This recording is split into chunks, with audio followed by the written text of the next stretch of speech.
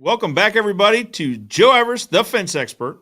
So we're going to try something a little bit new today. We're going to try giving you guys a behind-the-scenes look. So rather than watch a 5-minute countdown while I share this out, while we get everything settled, I'm actually going to give you guys kind of a behind-the-scenes look of what the studio looks like for the first few minutes while we get everything all set up. So while I'm doing all the sharing out and the posting and everything like that, let me know you're here by saying hello. And then let me know where you're from. I always like hearing kind of where everybody's from. So without further ado, I'll go ahead and start sharing things out. And you can start dropping comments and questions in the comments below.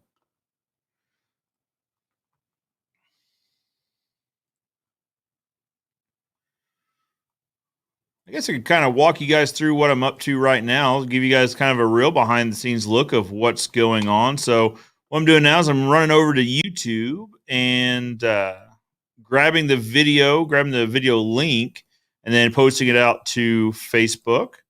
Those of you that produce YouTube content, you probably know what I'm up to. Going into the YouTube studio, you can edit and then grab the link there. Then I'm going to go over to Joe Everett's Facebook page, share it out there. And then from there, share that out to all the fencing Facebook groups and staining Facebook groups. Why is that a hard word to get out? So anyway, after all the sharing's done and we get, so Caleb's joining us live. Once he gets all settled and we bring him in, we'll go ahead and move it over to this camera, the camera you're used to seeing me on, and we'll go from there. Let me know if you guys kind of like this setup to where you're watching a behind the scenes view rather than watching the actual broadcast. All right, I'm going to say I'm live with Caleb Roth of Stain and Seal Experts. And bring your fencing, staining, or business questions. And I'm going to drop the link in here. Going to take it a second to grab the preview. Cut that out. I'm going to post it.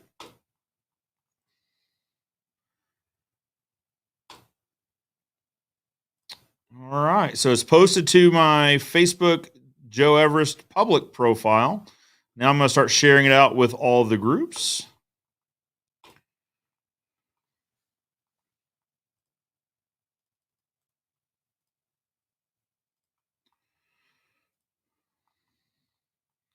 There's several here, so this is going to take just a minute.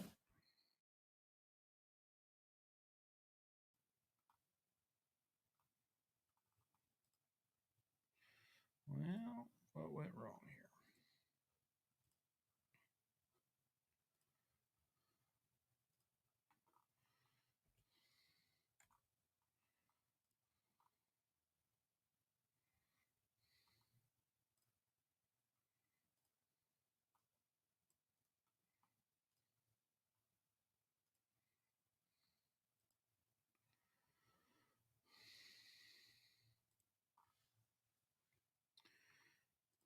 Like I said, guys, as I'm sharing this out, go ahead and drop me comments in the comments below. Let me know you're here by saying hi and let me know where you're from.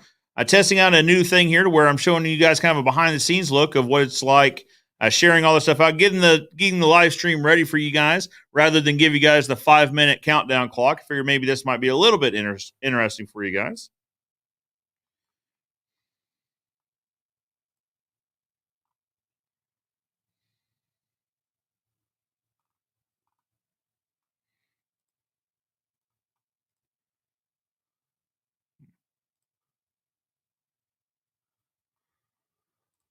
For some reason, it's not wanting to show the link very well. Let's see.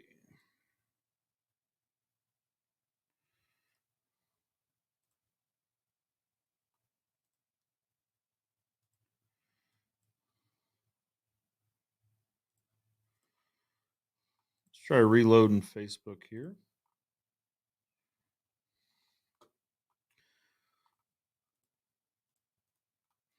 So like I said, typically you guys are watching that 5-minute countdown while I'm getting all settled.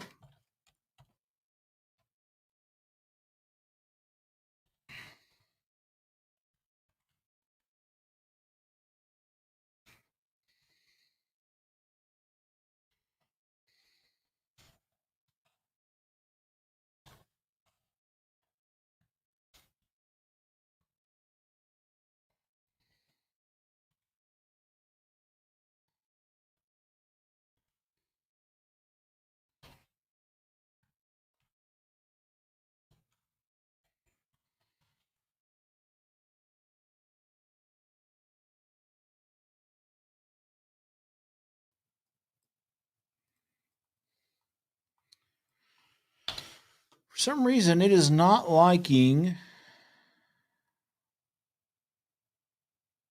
It is not liking the link that YouTube has given us for this live stream. Obviously, we know it's going on right now because you guys are watching, but yeah.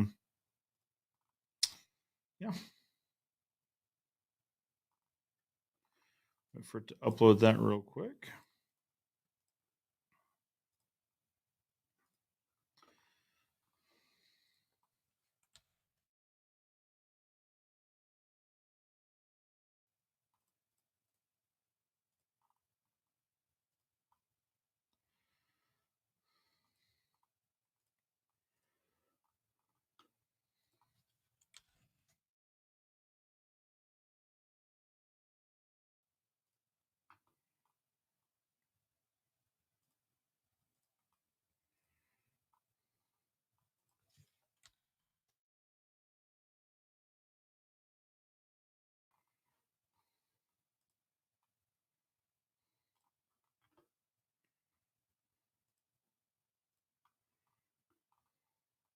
I don't know if you guys can hear it in the audio. Probably not. The mics are pretty good about just picking up the audio right around me, but it is absolutely pouring outside. It's dumping buckets out there. And of course, it just started. It was nice and dry earlier today. And yeah, it decided just going to pour right now during the live. So we'll see how that goes. Like I said, you guys probably can't hear it, but something I deal with on the back end.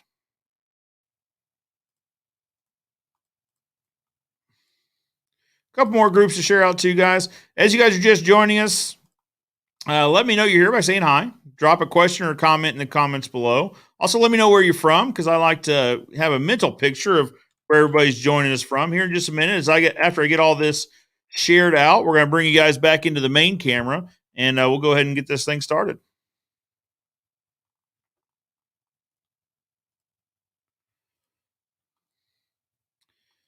If you guys find this broadcast, or what do you call this, live stream, I guess, live stream, broadcast, whatever, if you find it interesting, it'd mean a lot to me if you shared it out.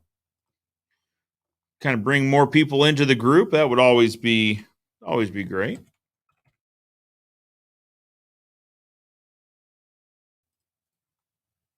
All right, 2 more groups and we'll get going here.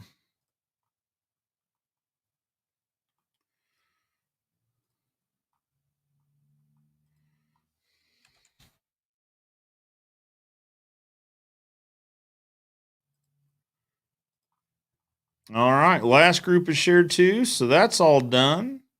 Let's go ahead and close out of all of that. All right, we're going to bring you guys back around to, we're going to take that comment down, my comment down, I guess. Bring you guys over to camera 1. There we go. I'm still learning this. I'm a fence guy, but fence guys can learn. Take that down. All right, we will bring Mr. Caleb into the screen. There he is. Caleb, how are you, sir? Joe, I'm doing great. Got a technical question for you. You bet. Can I stream this same thing live on my YouTube channel relatively easily? That's a good question. I don't know that you can restream it from this stream. I don't know. I mean, you can share it, but I don't know if you can restream it. So how would I share that on my channel? So that was one of the things I was doing when I was sharing everything out. I shared it to the Stainless Steel Experts page, but you can grab, let me think here. I'm just You'd wondering, have can to- I you got- share? It'd be sweet if we could get this to broadcast on our homepage too, even through your channel. But if you come to our page, click Go See Joe. I agree. I don't know, Caleb. I haven't thought that through. I mean, like I said, I shared the link out there in the group on the page, but it would be pretty sweet if it streamed directly to the page. It would be cool, wouldn't it? Let's powwow on that later on. Because I'm thinking if I'm just trying to think, if we connect the page to StreamYard here, I can probably just select it as a destination for the next broadcast. And then we could just, whenever I have you on, we could broadcast directly there on the channel. Something like that. We certainly do that. Very good. Very good. All right. So we got everything up here. So this is kind of a first time trial for me from going from the behind the scenes camera to the main camera, give you guys kind of a look at what goes on kind of behind the scenes here. Maybe make it a little bit more interesting for you guys. As you guys notice, we're in our new studio. It's actually the second live I think we've done from the new studio. So we're getting a little bit more settled in. Jeremy and I spent, we spent 4 or 5 hours here the other day on Tuesday, just getting everything exactly how we want it. This is version 1.0, and we kind of realized that. But, yeah, we're getting everything settled in. We, of course, have our very nice Stainless Steel Experts stand-up. Caleb, what do you call these? Pop-up banners? Stand-up banners? Yeah, I think so. I think they call them a stand-up banner. There you go. I appreciate you guys sending that over so we can include it in these broadcasts. Of course, I've got my nifty Stainless Steel Experts hat here. I love wearing it. Fits really well. All right, let's start saying hi to everybody. Paul says, Joe, what size post hole is desired for postmaster posts for wood fences? The instructions say 6 to 10. So we use an 8-inch auger, and that 8-inch auger, as it wallers out the hole, is probably going to finish out anywhere between 9 and 10 inches finished hole diameter. I believe the postmaster instructions call for a 10-inch hole, so we shoot for 10-inch. We usually get between 9 and 10. Paul's joining us from Kansas City. Well, fellow Missouri. Well, I guess, Paul, let's ask, are you on the Kansas City side or on the Missouri side or Kansas side of Kansas City? Well, that way we'll know if you're watching us from Missouri or Kansas. Robert's joining us from Portland, Oregon. Robert, welcome. Appreciate you. Robert's got a question for you, Caleb. My question is to stain cedar fencing in post or not? Pros and cons. It does rain for over half the year. Again, he's up in Portland. Now, Caleb, what do you think? It's always better to stain wood. Obviously it's going to look better, and the oil-based stain is going to preserve it. So we stain our wood around here. I would definitely do the post. Yeah, especially for up there in Oregon. I mean, as wet as it stays, I would have to think that staining and sealing would almost, be mandatory just to try to prolong the life of that wood. Yeah, I think so. There you go, Robert. All right, so Robert's letting us know you can't hear the rain. It is absolutely dumping buckets here. I'm glad you guys can't hear that. What is up, Bo? Bo's back with us. Hi, Joe. I have a 5 gallons of stainless steel semi-transparent pecan, which is one of my favorite colors. I'm planning on using a brush. What's the best way to get the stain out of the 5 gallons and into a smaller pail, trying not to make a mess? Caleb, what do you think? All right, so maybe if somebody can hear me, they'll bring me a bucket in here, and I'll show the proper technique. Bam, will you bring me a 1 gallon pail? There's one over there by our stairs. I'm going to show you a technique that we use when we're trying to pour a big bucket of stain into a little hole. It's, if you do it properly, it makes it a little easier. Well, Caleb, while we're waiting for that, I have to say I appreciate you, following the orange protocol that we have here. Drinking an orange drink. Yeah. Well, and this obviously is an Ozark fence stain bucket. So I love it. So when you're pouring your bucket, you're going to hold it like this, and you're going to try to pour it over, or you're going to hold it like this. The secret is what happens when you do this. Then the bucket, all of a sudden, it'll reach the break point, and it's gonna go. Yep. If you hold the handle like this, go ahead and hold it this way. And put tension. So you're pushing the bucket this way and you're pulling it this way. So you put tension on the bucket, and then you can slowly pour it, and there'll be no sudden snap over of the bucket. I know that may not make sense on the interwebs. I like it. Go ahead and break the handle over like this, and then start to pour. And then you can be pretty skillful with it. If you start trying to pour it like this, you're going to reach that point, and then it's going to go, and you're going to make a mess. Absolutely. Any tip or trick to keep it from wanting, as it's coming out of the bucket, it always seems to want to catch under that lip and then drip. Any tips for that? In my house, we have that discussion. So it seems like when I was a kid, you could pour water out of a cup, and you can't do it nowadays. It just wants to run down the back of the glass. I don't know what's changed, but I think it's all or nothing. You just go for it.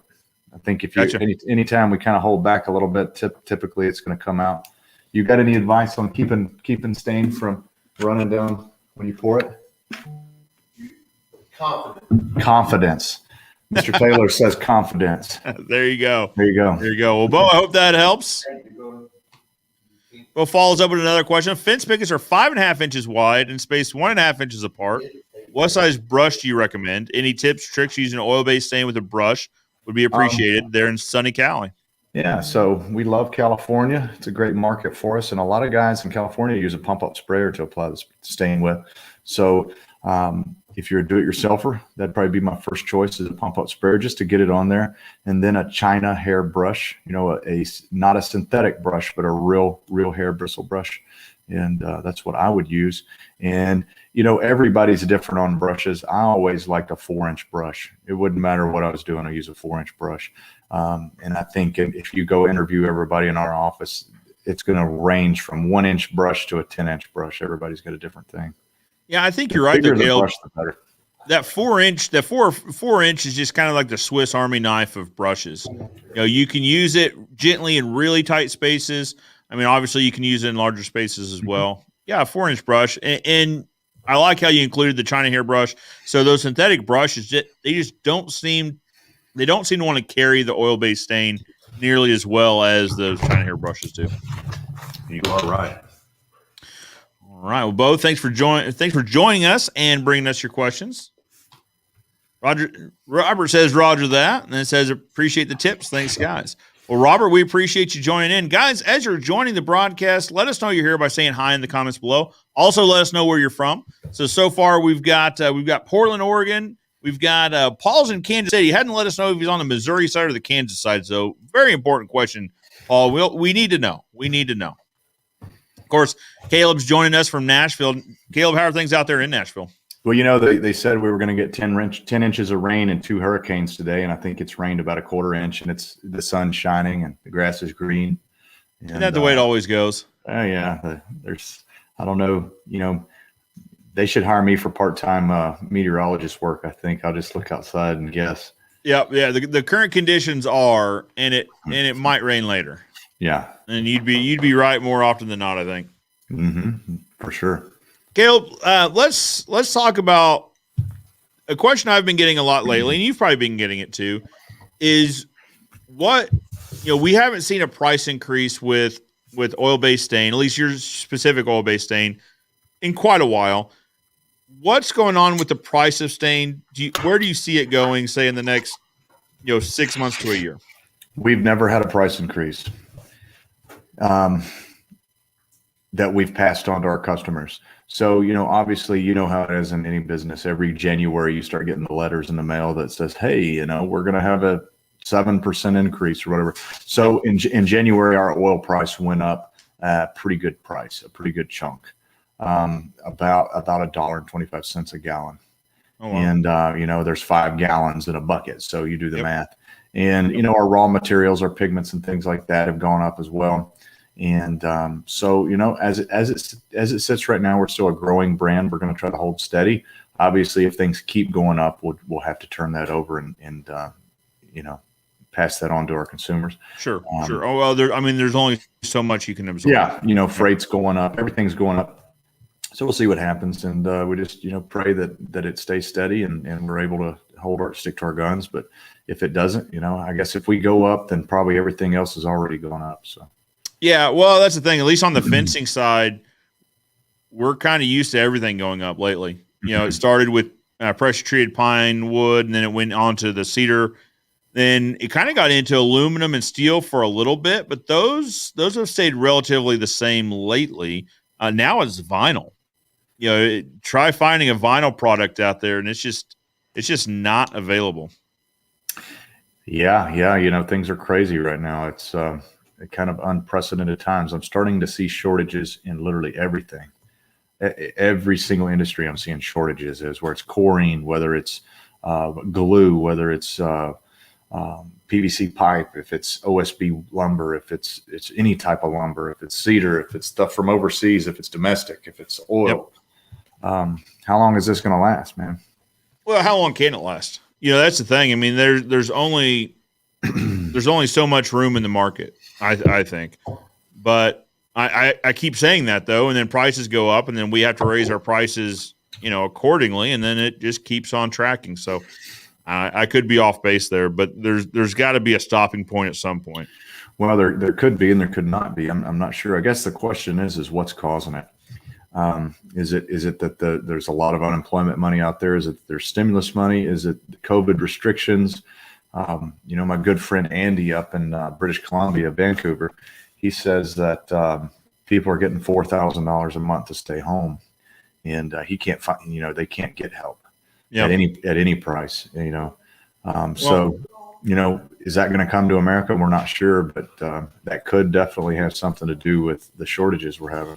Well, you know, and it's interesting talking about employment. So we were both just recently in Atlanta for the Young Guns event. And when I was there, I didn't rent a car. I just figured, hey, it's Atlanta. It's outside Atlanta, but it's Atlanta Metro. You know, I can get an Uber really anywhere I'm wanting to go. Not the case, come to find out. Not the case at all. And I was talking to one of the Uber drivers that I was able to get. I said, you know, what is going on? I figured a big metropolitan area such as Atlanta would have plenty of Uber drivers. He said, yeah, we usually do. So this has happened every time one of the checks has come out, stimulus money has come out, is for about a month, Uber and Lyft drivers disappear. And then once the money runs out, then they come back into the workforce. I think we're probably seeing that elsewhere in the economy as well. Yeah. Well, that's true. You know, I guess that's a mindset you and I don't understand, so we can't even really talk about it. But sure, it's an unfortunate thing. You know, I know when we did Staining University, it was kind of tough to get an Uber. And normally, I'm normally the guy that gets an Uber, and then it's there as soon as I order it. It's there, and I'm still up in my room, and I'm going, oh crap, he's circling the block. I've got 3 minutes to get downstairs where he's going to leave. Yeah, and that's right. Now it's a 45-minute wait if you're lucky. So that's what I heard when I was out there too. So for your event in Nashville, I'd actually rented a car for that. I had a few stops to make along the way. You rented an Escalade, Joe. I know. Hey, that Escalade story is an example of honey attracts more bees or whatever. You attract more bees with honey than you do with vinegar. So I landed in Nashville and went up to the Enterprise terminal, and I was behind this lady, and I walked in the middle of the conversation. I wasn't there for the whole thing, but this lady was just really worked up. She was irate, and she was giving the poor attendant just an earful, because what happened was they were out of standard vehicles. They had rented them all out or something. I don't know. They just were not available. And this lady was just giving her the what for about it. And so eventually this poor attendant found a car for her that met her needs, and took her out there to it. So this attendant comes back, and you can tell she's just frazzled. And I said, "What?" I said, "Are you having a long day?"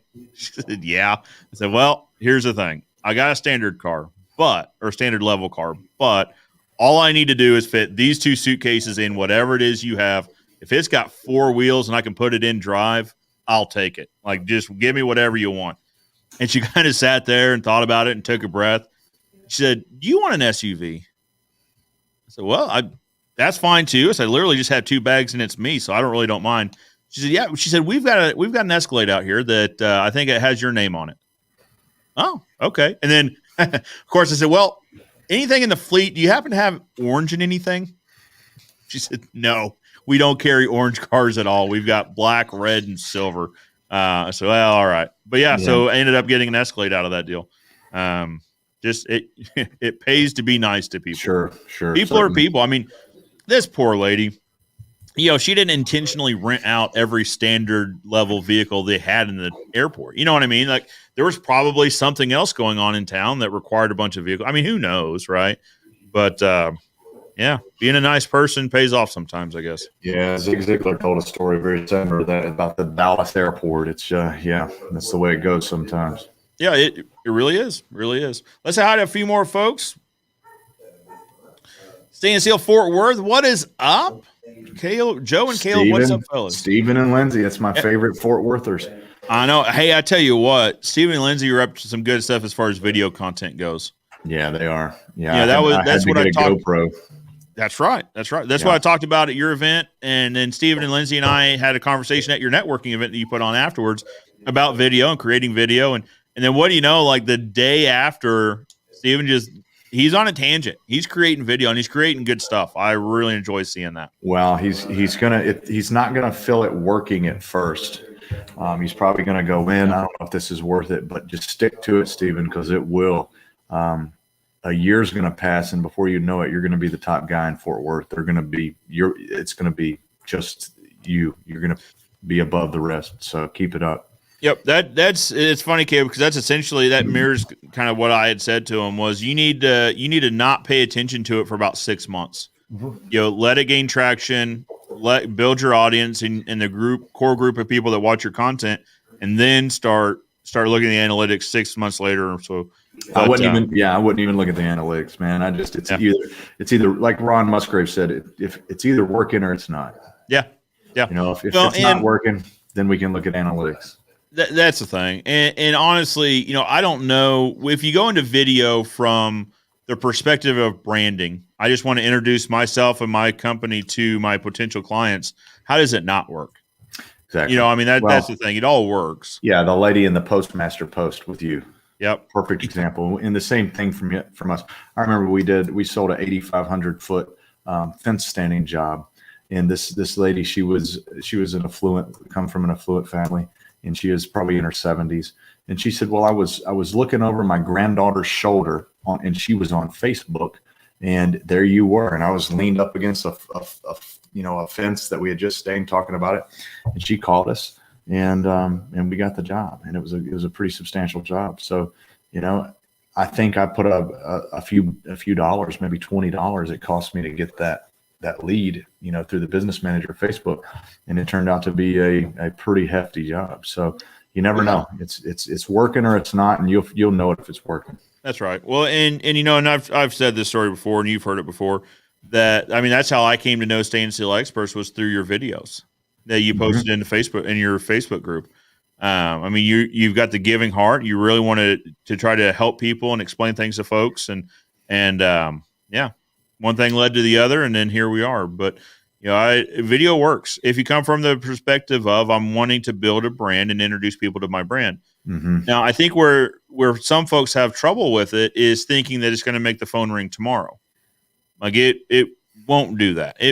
There's always a chance. Never say never, I guess, but don't come at it expecting immediate financial reward, in the next week or next 6 months.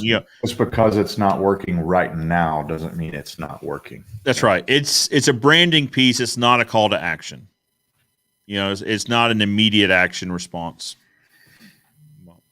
I'm sending you a new photo, Joe. Okay. For the background. I want you to try it out. You don't have to do it today. But sure. You have a pecan stain on a brand new treated pine fence as the background. Yeah. Here's a fence I stained for a Tennessee Titan. It's an NFL guy, and it's walnut. Look at the wood grain on that. I like that. It's high definition, and it's walnut instead of pecan. It may be worth looking at, Joe. I'm just saying. I like it. Let me see if I can't do some magic real quick. Let me do this. I just sent it to your messenger. I've got it. Yep. I'm going to. Bo's got some more questions, some follow-up questions on the pump-up sprayer. I'm going to let you kind of expand on those while I try to do some magic here. So the question is, can you explain how to use the pump-up sprayer? To be clear, that's a typical 2-gallon sprayer that I would use to spray around the garden. Yeah, Bo, that's the one to use. The one I like is the Scotts. You can get them at Home Depot. They have an adjustable head that you can turn with 3 settings. I like the fan setting. Our stains are thick and heavy bodied, so you want to pump it up. You want to keep it pumped up pretty tight. You want to really push the pumping on it, and it should work. It should work just fine. If nothing else, it'll get the stain on the fence, and you can brush it in if you need to. But we've got a guy over in Livermore, and they go through 4 or 5 pallets of stain a month, and they put every bit of it on with a pump up sprayer. Very good, very good. And then he's got, I don't know if I can find my mouse real quick. Then yes, what would be the desired nozzle? Would I still need to go back over it with a brush? If so, how much can I spray before I need to come back with a brush? Yeah, so the cool thing about these stains is if you get enough stain on the wood, they'll self-level. So you may not have to brush, So, I don't know what your backyard looks like. It may be concrete around a swimming pool and a lot of landscaping. If it is, then you may want to brush. If you're inexperienced with masking and things like that, you may want to brush. But if you can mask some things, lay some drop cloths down and go for spraying, go for it. It'll save you a whole lot of time. And like I said, the one with the adjustable nozzle, it's a Green Scott's brand. That one works great. Absolutely. All right, so let's try this out. There we go. It's a better grain pattern though, isn't it? I like it. Well, so it'll take a little bit of work. I'll play with it a little bit because I like this one because I've got you guys in there as sponsor because you guys sponsor the live and I appreciate that. Yeah. I'll play with that for a little bit bit. I've got a bunch of them, Joe. Maybe we may need to do an orange fence. Hey, I won't argue with that. I won't argue with that at all. Fence King's watching us. What is up, Dan? Well, Dan or Dylan, I mean, both of them are probably on that account. What is up, Fence Kings? I like what Dan's up to doing the shorts, doing the YouTube Shorts videos. Roger's here. Roger, hello, welcome back. I appreciate you. Roger's been with us just almost since the beginning. All right, Roger, I appreciate you a lot.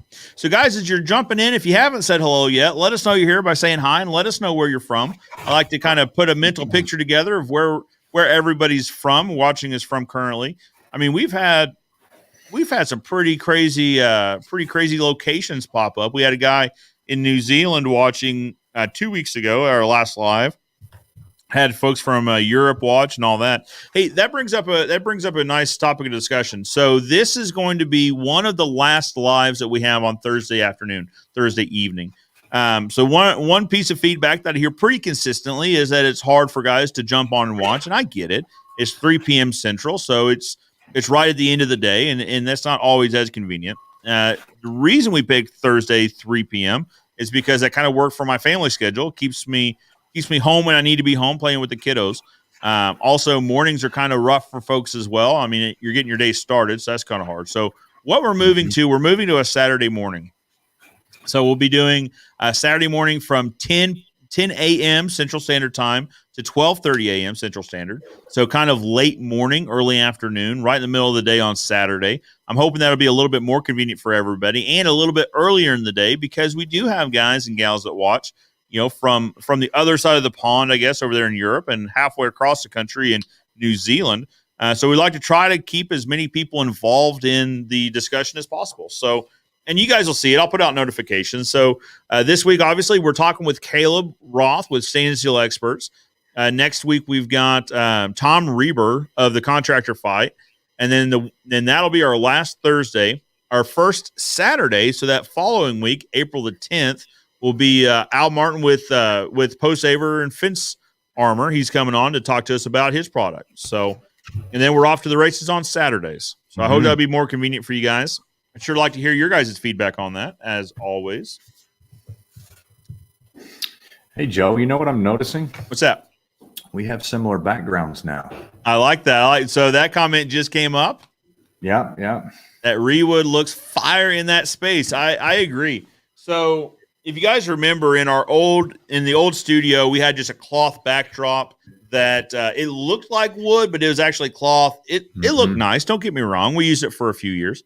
But when I was creating this space or when I was walking through this space, I said, it looks nice. Don't get me wrong, but it needs something else. And I remembered seeing the Rewood at your place, Caleb, when I was out there a couple times ago. The first time I viewed your space is right after you got done with the loft. And I was like, man, that Rewood looks incredible. So you and I kind of got together and put our heads together, and we made some of it appear here at the office. And actually, So you guys will be seeing that. That's coming up on a recorded video. I want to say in 2 weeks, maybe 3 weeks, where it's the process of the rewood going in. So I shot that video because it's a product I really like, and installing it, I loved installing it. I don't generally love doing like renovation type work, but this stuff was actually pretty easy to go up. Yeah, and it looks nice. Yeah, it's pretty neat. Yeah, absolutely. So there's 2 different options, right? So there's a natural look, and then there's a painted and stained look. I'm gonna grab some samples. Yeah, there you go. So what you see behind me is kind of more of, you see kind of a stain or a painted board right here. It's hard to tell, but this board right here is actually a stained board. Then, of course, you have some natural boards like what's up in here. You got some of the more natural grays. And it's a mixture of, it's a range of sizes. So some of them were, only 8 or 10 inches. Some of them were 4 foot long. And it was really interesting to put up. So there's a couple options as far as colors goes. There's a natural option and a colored. Caleb, what is the actual term for the options as far as coloration goes? Yeah, so we've got naturally preserved, and we've got Bella colors, whatever you want to call it. There it is. And it comes in peel and stick version, which is a thin version of this. Yep. And this is reclaimed California redwood. And you just look at the number of rings, and that piece of wood right there is like 75 years old, just that sliver. But and then it also comes in tongue and groove, which is a little thicker. It's a little thicker version. And most contractors use the tongue and groove to do heavy duty installs with, and most homeowners, they want the peel and stick because it's so easy. This is the 3M tape, and this is like 200-mile-an-hour tape. So if you stick it to the wall, it's stuck. Better get it right the first time. So, and Caleb, that would have been really great information to have before I start putting it up about how sticky that 3M tape is.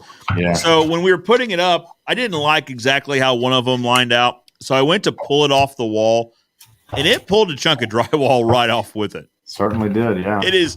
You do not sleep on that 3M tape. It is the real deal. Yeah, so Ruben, he's our good friend who makes this stuff.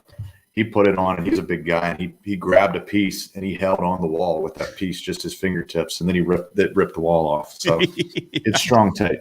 It absolutely is. It absolutely is. It's really strong stuff. Yeah, it's actually the same tape that they use to hold the molding on cars, like Tesla or Ford or Chevy. Oh, it's the molding tape. That's exactly what that is. So the molding that goes on your car that never comes off, and if it does come off, it never goes back on. That's the stuff. Yeah, that's the truth. So, and the thing I liked about this too is the version that has the 3M tape. It's a little bit thinner. So this loft was built, I don't know when this loft was built, a long time ago. The walls are not straight. There's not a straight wall in this entire place. They're wavy and all this.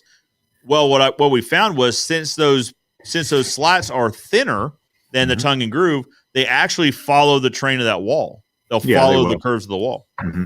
Yep. So, yeah, it's a nice product. We like it a lot. So we've got a video coming out of the installation of that here in a couple of weeks. And, of course, we'll have links to where you guys can find it and all that. The thing I like the most about it is it's reclaimed redwood fence pickets. So for a fence guy with a fencing channel, it just made sense to put fence pickets all behind me. And, of course, they look great, too. That's always nice. But it was icing on the cake to know that they were reclaimed fence pickets. So. Yeah, so you're gonna have fence pickets, you're gonna have barn lumber. There's all kind of cool stuff in there, and the cool thing that I like is you don't have any, but I've got them at my place. Is the yellow?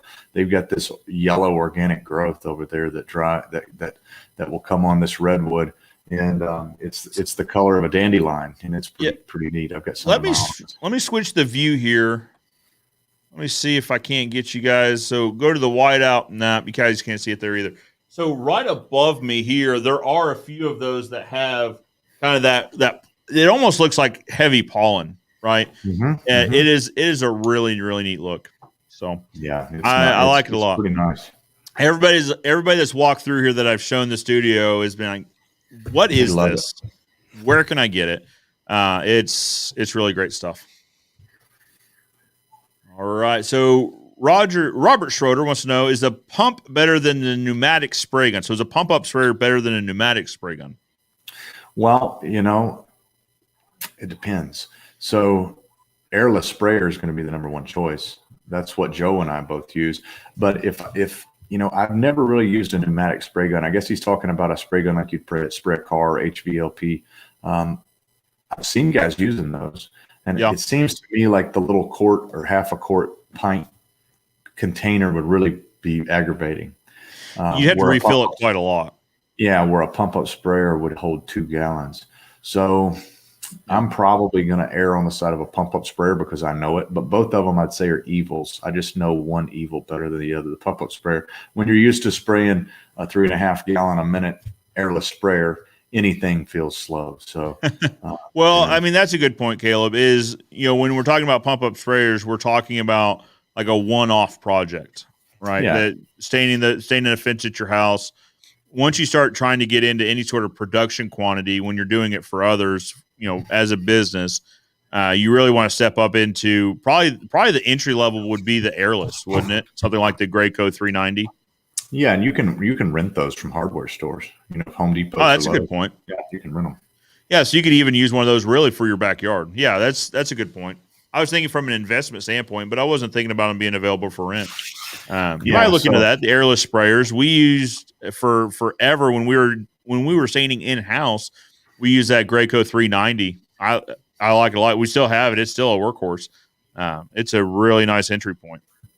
Yeah, that's the entry level commercial machine. So it's above the homeowner models, but it's got the full metal frame, fully rebuildable, 3 filters, and a 3-year warranty, and rep support. Rep support's important if you're a contractor because if your machine breaks down, they'll replace it. They'll bring you another machine as a loaner while they repair yours under warranty. So you don't get that with the Home Depot models. No, absolutely not. And then you've got actually, so you obviously do quite a bit of staining as well. You guys actually have kind of the large step up from that, the big gasoline powered ones as well, right? Yeah, we run gas powered ones. For us, the thing about it is airless sprayers are very robust. So they very rarely break down. But if you do have, so it's a hydraulic pump. So if you have a seal or something that maybe got a piece of trash in it or something, it could crack or rip a seal. In a small pump, if you get a little tear in the seal, you're done. It shuts you down. You've got to repair that. With the bigger machines, if you get a torn rubber is what they call it, the rubber packing. If you get a torn seal or a rubber packing, or some of them are leather, it doesn't matter. It'll run for 2 weeks like that. So if you're in the middle of a 5,000 foot job, you can finish it. And for a contractor, that's a pretty big deal. Plus, they move a lot of volume. We can run 2 or 3 guns off of one pump. Most other equipment will only run 1 gun. Yeah, that's the big thing is running multiple guns off the same machine. Mm-hmm. And as far as production goes, then all of a sudden you're in some really high production space. Yeah, because only a quarter of the fence is next to the house. The other 3/4 of the job is way out in the middle of the field. So you really don't need any but one masking or protecting from overspray when you're doing the back run. So what we do is we run a 300-foot hose from our truck. It's a gas-powered airless sprayer with 300-foot hose on an electric hose reel. The electric hose reel is really nice because you push a button and it rolls it up. Absolutely. When you're tired, you're tired. So that so that button's really nice. But so we run 250 feet of 3/8 line. And then we have a hydraulic quick connect right there. And on that quick connect, we have a 50-foot section of 1/4 inch airless hose, which is standard. Okay. And there's a quick connect on that we hook our gun to. If you want to run a second gun, you go back to that first quick connect and you put a splitter right there and we run 2 hoses. And now we can run 2 hoses off of that and 2 guys can spray the fence within it. It doesn't make any difference in pressure or anything. We can still run full speed with it like that. So that's what we do with our trucks, and it's really nice. And the 3/8 is important there as the supply line, just because it can carry the volume of stain that you need to run 2 guns off of. Well, it's true, and you get friction loss. Any fireman would know that you start with a bigger hose and you work your way down, so it builds more pressure as you go, and we can maintain the pressure we're trying to run like that. Yep, absolutely.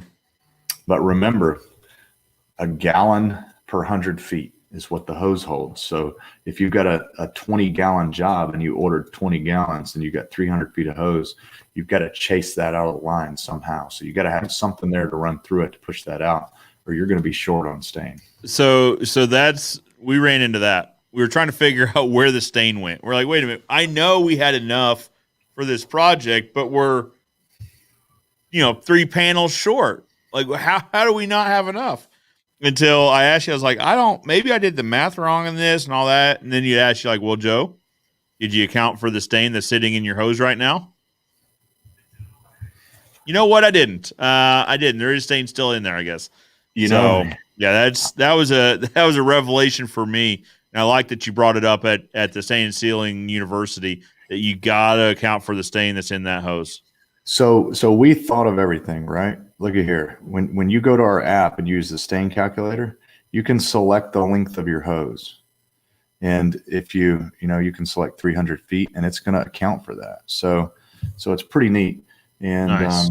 There you go. So if you don't know how much stain you need, get the Stain and Seal Experts app. So Caleb, how does one find that app? You just you go to the app store if you've got an Apple device, and you search Stain and Seal Experts, and you'll get the app. It's this little, where is it? This little logo right here. It's got the little stain man. Yep. Right here. There he is. And I'm sorry, you Android users, it's not on Android yet, but we're working on it. It's 2 totally different operating systems. So, yep. But basically this thing, it's got video content on here. There's blog posts, which have tips and tricks. We got post saver stuff on here.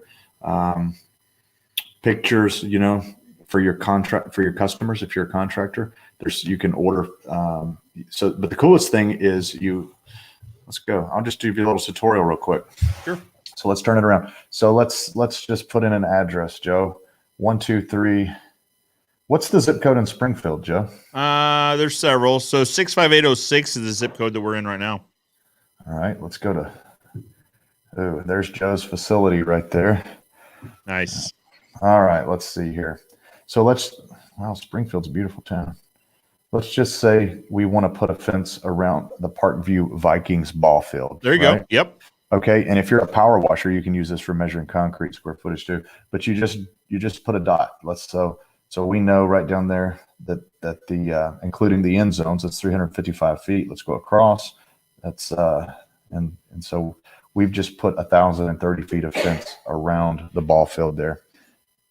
So now we can calculate the quantity of stain. So there's 1,030 feet. We're going to do both sides. There's a checkbox there for both sides. And then now we can select our fence style. Let's say that we're going to do the dreaded shadow box. Yeah. So a shadow box fence, we can select the height. Let's say it's 7 feet tall, and you can do it in 6-inch increments. So 6.5 feet, 7 feet, 7.5 nice. 8. So you can go as tall as you want, and you can even have an option for steel post. Okay. So steel post, obviously, is going to use less stain. Sure. And the age of the fence. See, a lot of guys don't take that into consideration. A new fence is not going to absorb as much as maybe a 20-year-old fence. So we've got 0 to 2 years, 3 to 5 years, or 5 years plus. And so you can select that. You can select the wood species. Nice. Just keeps going. So cedar, redwood, spruce, hemlock, pressure treated. And then your sprayer hose length, which is the big one. How many feet of hose? Yeah. And application, brush or sprayer. Obviously, you'll use a little more with a sprayer than a brush. But It says we need 230.7 gallons. Well, if we go with 50 feet of hose, if we go to 300 feet of hose, it changed it to 233.2 gallons. So just a little over 3 more gallons. It tells you how many pails you need. But here's the coolest part if you're a contractor. There's a little wheel down here. So it says we need 47 buckets. It says what tip size. Wow. It says my quote to my customer is $15,455. So let's go figure this out. Where is this number coming from? Yeah. So in the back end, there is all the different styles of fencing. You put your price per square foot for privacy fencing. If it's like a 3 or 4 rail, we quote those by the linear foot. And so you can put your linear foot pricing in. And then the deck calculator has your price per square foot, your price per step, price per linear foot or railing, support post, skirting. It's all in there. So nice. I never know where the camera is. Yeah. But you can see these numbers in here.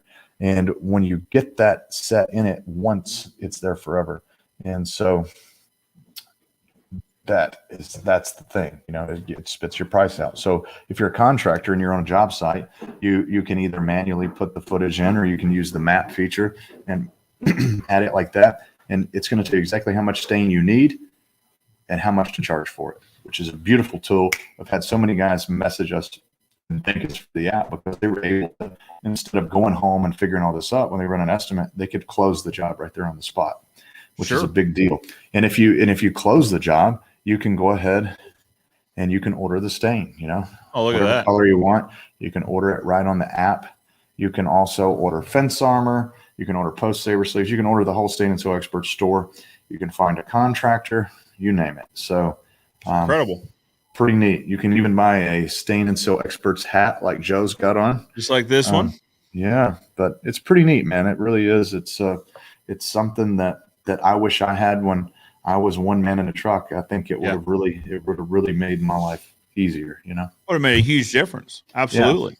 Yeah. And it would have let you bid with confidence. Yeah, you bid with confidence. You know exactly what you need. You look confident in front of your customer. And, the app, the problem, though, it's expensive, Joe. We had to charge for it. Sure. And it's free, 3 easy payments are free. Yeah, so get the app. It's a free app, and it'll help you if you're a stain contractor, if you're a homeowner, if you're a fence guy and you just want to get measurements, get the app. It's, if somebody calls you up and says, my address is 123 Easy Street, and I want to do a fence in my front of my house, so a picket fence around my front yard, where you can pull the address up and get the measurements right there. It's exact within a few inches. So it's right on the money. And we use it a lot just to double check ourselves, just to double check our numbers.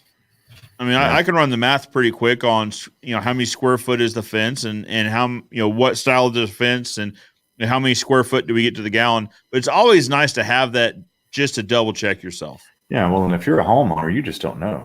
The guy at Home Depot doesn't know. He's never stained anything. The guy at Sherwin-Williams probably never stained anything either. So it's good to have something that's verified. And these are averages based on thousands of contractors, what they're actually using. And I like that you include the tip size in there as well. That was one thing that we ran into at our local Sherwin-Williams is I told him what size tips we wanted, and he looked at me like I had 3 eyeballs on my head. Yeah, so some people in the stain industry give airless sprayers a lot of heat because they say, oh, you have to coat twice. Well, if you go down to the paint store and you get an airless sprayer with a paint tip in it, you're going to have to coat it twice. But if you get a man-sized tip, a humongous tip made for spraying thick oil-based coatings, I can put more stain on the fence just as much as anything else. So we run through with a big tip. We like a 1223 tip. It's a 24-inch wide pattern, and it throws out a ton of stain. And if you hold that 24-inch pattern up close to the fence, about 6 inches away, you get a nice 6 to 8 inch pattern, and one pass on each board, and you're good to go. Absolutely. So let's catch up with some of the comments in here. Mike C says, "Hey, from Minnesota. About to finish my shadow box fence. I used a piece of L channel as a jig for the picket heights based off the one you suggested. Thanks for the help." Yeah, so you use a top line jig. So Odyssey then asked, Mike, if he can explain the I channel process. So with that L channel, typically all you're wanting to do is you're wanting to verify that the height is consistent along the entire line of the fence, right? So and this can be accomplished with really any flat object. I've seen guys do it with fence pickets.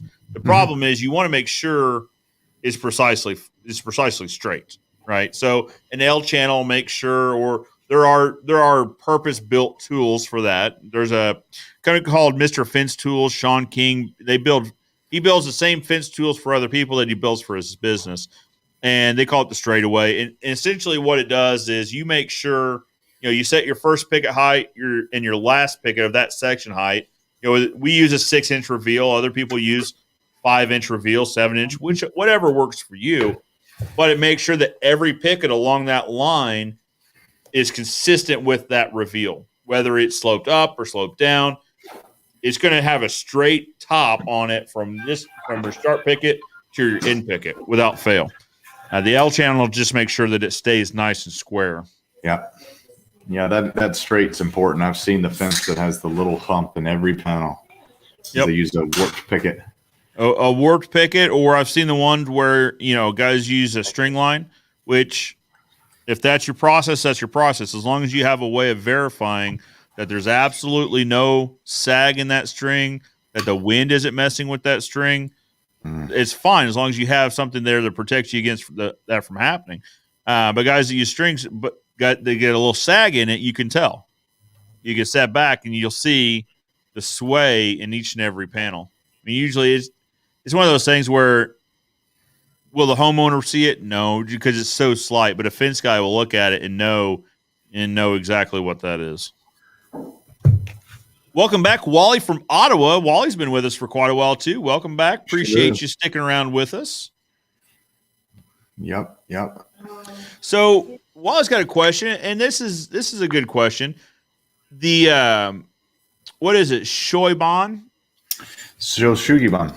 Shosugiban, that's right. The method of charring wood to seal it and that it doesn't really seal it, I guess. It closes the wood grain. Is that right? Well, we think so. Sure. So first of all, Wally, thank you for your post saver order. Wally ordered 1,000 post saver sleeves and a Seaver torch. He can use that torch to do the charred wood with. So, Sure. There's a lot of different ways to do it. Some people char it and then they wire brush all the char away. And I think that looks okay, but I think it really looks good, just the pure charred look. Yeah. And you can use, if you do that, you can use any of our stains. They'll actually work really well with it. It'll, what a lot of people do, they do just the charred black and then they'll put our clear oil base on there. And that makes sense. Slick look. It looks nice. You just oil it every couple of years and it's going to last forever. Well, and that's kind of my thought is with the charring method, really all you're doing though is you're sealing it, sure, but it's kind of like the whole water versus oil base is it a film forming or is it a penetrating? With charring, essentially it's going to affect simply the surface. You're turning it to carbon, it can't rot now, right? I mean, when you dig in the ground, they find fire pits from cavemen and the wood's still there, that charred wood. So we're just doing something that makes it where it can't rot. I don't know if it's sealing it, but sure. Well, that layer. My point being, though, it only affects that layer. Mm-hmm. So if anything gets through that barrier, well, then you're back at the starting point of having exposed lumber to the elements. That's where the oil comes in handy. Right. Absolutely. Bo's got a follow-up question. So under the fence is just dirt. Would it be okay for the stain to get on the ground? What about on metal posts or metal parts I use for the wood gate? Also, how long until my kids can be in the area? Great questions. Okay. I'll take them. Yeah. So, anytime I can protect the ground from overspray, I do it, but it's not going to create a hazardous nightmare, So I know California, a lot of places doesn't have grass like we do here in Tennessee. Sure. So where there's grass, most people don't do anything. They just spray it, and there'll be a little tiny bit of overspray on the ground. And when they mow the grass the first time, it's gone. In your circumstance, it could stain the dirt. It could stain the dirt. So maybe if you're doing it yourself and you're not in a rush, cut you a strip of cardboard and just slide it right under the fence. And it's only a few minutes longer to do a perfect job. So.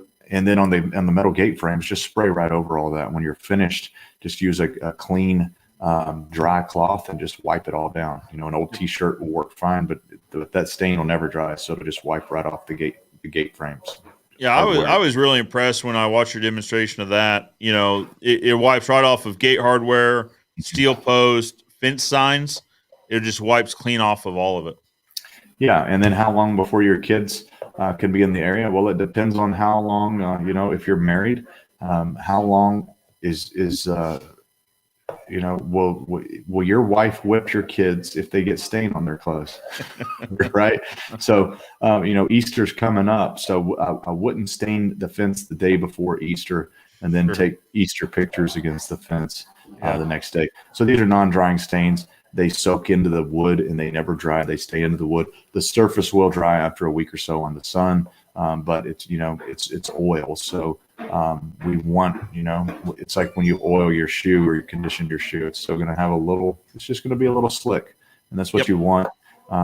But if you rubbed against it with a white suit on really hard, you might get a little color transfer. But as far as for when your kids can play, if you tell them not to, don't touch the fence for a couple of days, they'll be fine. Send them out. You can have them out while you're staying in the fence. Well, Caleb, and what you need to understand is not all kids are as well behaved as your children, because I've met your kids, incredibly well behaved. My son, if I told him not to touch the fence, that is the first thing he's going to go do. Oh, well, you have to use reverse psychology. You got to tell him to definitely touch the fence. That's right. Whatever you do, touch that fence. Yeah. Yeah. Yeah. Just make it sound like a game. Like, you will love it. You should come touch this a lot. Like, I don't think so. It's very educational. Yeah, you'll love it. We're going to learn a lot today. Keep them in the house for sure. Robert Schroeder mentions that Home Depot rents the airless sprayer for $93 a day. Wow. That is a steal of a deal. It's expensive, man. They used to be like $40. I don't know what's wow, they've gone up on their pricing. Well, but even at $93 a day, I mean, for a homeowner staying their own fence, I think that's an incredible deal. Because, I mean, if you go buy the sprayer and then you got to keep filling it. Yeah, the nice thing about the airless sprayers, you can mix up 5 gallons of stain and put your inlet tube in the bucket, and then now you're off for quite a while. Yep. Instead of filling it up every 2 gallons.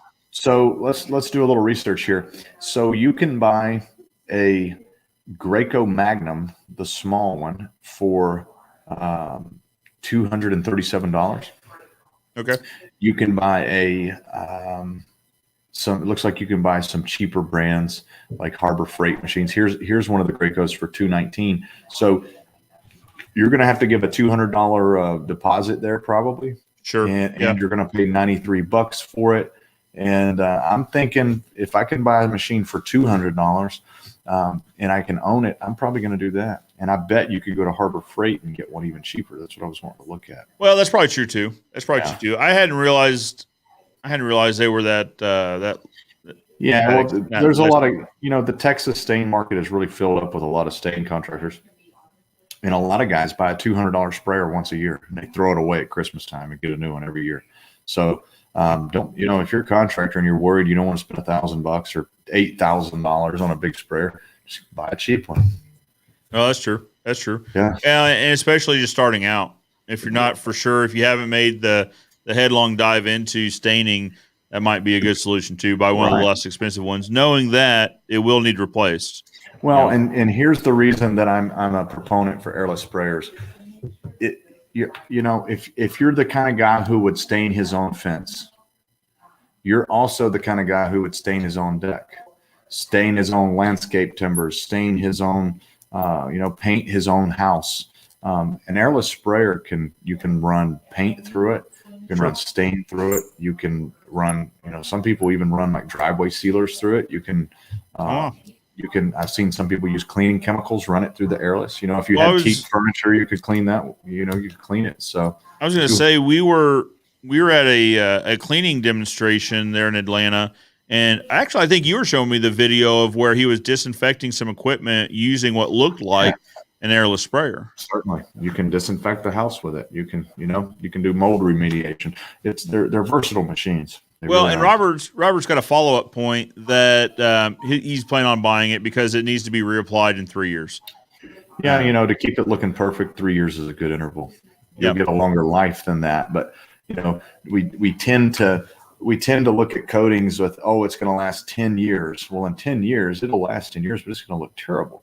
Why wouldn't we hit it every 3 years and it looks perfect all the time? You don't wait till your grass is knee high to mow it. You mow it every week. So it, and you clip the top off of it. Right. So same thing. Keep your fence looking great. Stain it every couple of years. Well, and Caleb, when we're talking about doing this professionally, that's where we get into the conversation of maintenance coats, right? Setting a fence up for a maintenance plan to where you make sure it's cleaned at least once a year. But then you're going back every couple of years and doing maintenance coats, knowing that the maintenance coat, if it's maintained and kept up, the maintenance coat will always take less stain than the initial coat, and it's going to keep that fence looking great. Yeah, you're right. Robert says, this is great info. I appreciate it. Talking to the pros about it rather than only my wife. Well, you should also talk to your wife about it, though. That's Very important for you, Robert. Yeah, I mean, Robert, I appreciate it. This is the whole reason that I wanted to put, these weekly lives together and as the title says, it's me asking the experts about, their different aspects or their specialties within the industry, right? We talked to Caleb a lot because I don't know anyone that has, as much stain knowledge as far as like chemistry and the composition, that sort of thing as Caleb. I mean, there's a few guys out there. There's, Kenny Dugan can probably give anybody a run for their money as far as, I guess, chemical composition. That guy, I think he was a chemist in his former life. Yeah, well, I think he had a girlfriend in college that was into chemistry, and he had to take chemistry to be in the class with her. So he picked that up explains a lot. Yeah. That explains a lot. But very good. Actually, I want to say Kenny said hi to us earlier, but let me see here. Kenny's making chemistry cool again. Well, I guess he didn't say hi. I'm just sitting here thinking about him. He was doing a live video there in the Sand Steel Experts Facebook group. That was I really like the amount of video going on in that group. Yeah, it's a good group, man. I'm passionate about video. I think it's a great way of getting your message across to, of course, the live videos like these, answering questions in real time. I'm passionate about video, so I always like to see more guys and gals create good video content. And Kenny and Steve and those guys, they're up to some good stuff. And Walter too. I don't want to single anybody out there. I love when Walt makes a video. It's always the craziest projects. And they always come out looking so nice. Oh yeah, he does such good work. Yeah, I was just looking for that video you're talking about. Kenny doing a video live.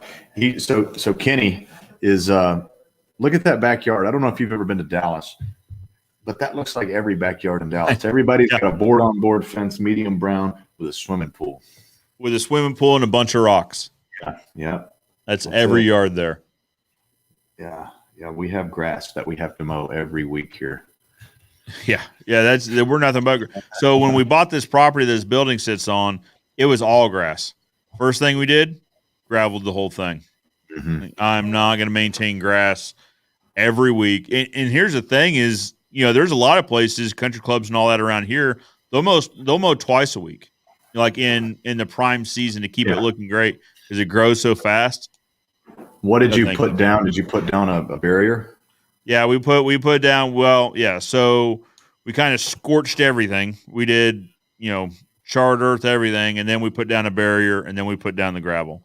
Nice. So, yeah, if you don't put the barrier, you're going to fight it. We inherit, this place we're at, we inherited it. They had 20 truckloads of gravel, and we had to put 10 loads a year on it. Good grief. You got to put a barrier down. Put the barrier, then something over top to stop that grass. Yeah, we used, not to get too nerdy here, we used 1-inch clean gravel. It's a little bit bigger than normal, right? It's pretty big and chunky, but then it doesn't. So we have really soft soil at this location. And so the concern was mud working its way up through the gravel. So we put down a bunch of big base rock, and then we'll be finishing it off here probably in a year. We're going to let it settle for a little bit and then finish it out with some like 1/2 inch or 3/4 or something like that. I really like asphalt millings. If you've never used them, asphalt millings, they're the price is great. But they actually, it's a wet asphalt, and they put it out there, and then you can roll it with a steamroller or just a roller. And our parking lot, that's it. It's hard as a rock. It's just like blacktop. Interesting. And, that's what I would do. Coming from a guy who's had gravel parking lots forever, we just went over top of everything with the millings last year, and I'd never go back to gravel again. We the lot. Our old lot, which is still our lot, but the original lot, we followed some advice that we used a 3/4 inch with fines, and so when you pack it down, it's really smooth. It looks really nice. The problem is when it rains, it turns into a muddy mess. Mm-hmm. Like it is just gross over there. So the millings turn into hard packed blacktop, and that's the difference. Yeah, there's no mud coming through it. There's no grass growing. Yeah. Yeah, and I don't like to spray chemicals. So sure, anything I can do to stop the grass from growing naturally, I'm happy. Absolutely. Well, just so everyone can rest assured, Robert is including his wife in the discussion, so I'm glad to hear that. Well, guys, so you guys are joining us. If you haven't said hi yet, be sure to say hello in the comments below. We'd sure like to say hi to you. Also, let us know where you're watching from. I like to keep a mental image of kind of where everybody's at. Yeah, and then of course drop in any of your fencing or staining related questions. Business, I love talking business. Business related questions and comments. Marketing, I'm super passionate about marketing through video. If you guys have questions or comments about that, I'd love that subject, and we'd sure like to talk to you about it. So Caleb, I need to ask you an opinion. Let's go for it. I need to know green beans. What is your opinion on green beans? This came up this morning is why I'm asking. Love green beans. My granny used to make the best biscuits and ham and green beans and potatoes. I'll take a bowl of them right now. Well, I don't know. We'll have to talk about that because my opinion is green beans. I don't. Now, if you dress them up with something like green bean casserole, perfectly fine. Green beans by themselves, they're just not. They're a second tier vegetable. If we're being honest, I believe.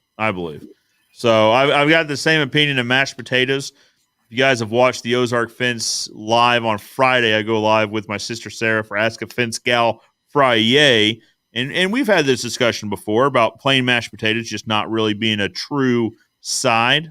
I'm pretty passionate about these things.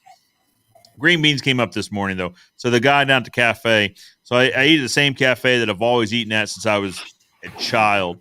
He and I got into it. He served green beans.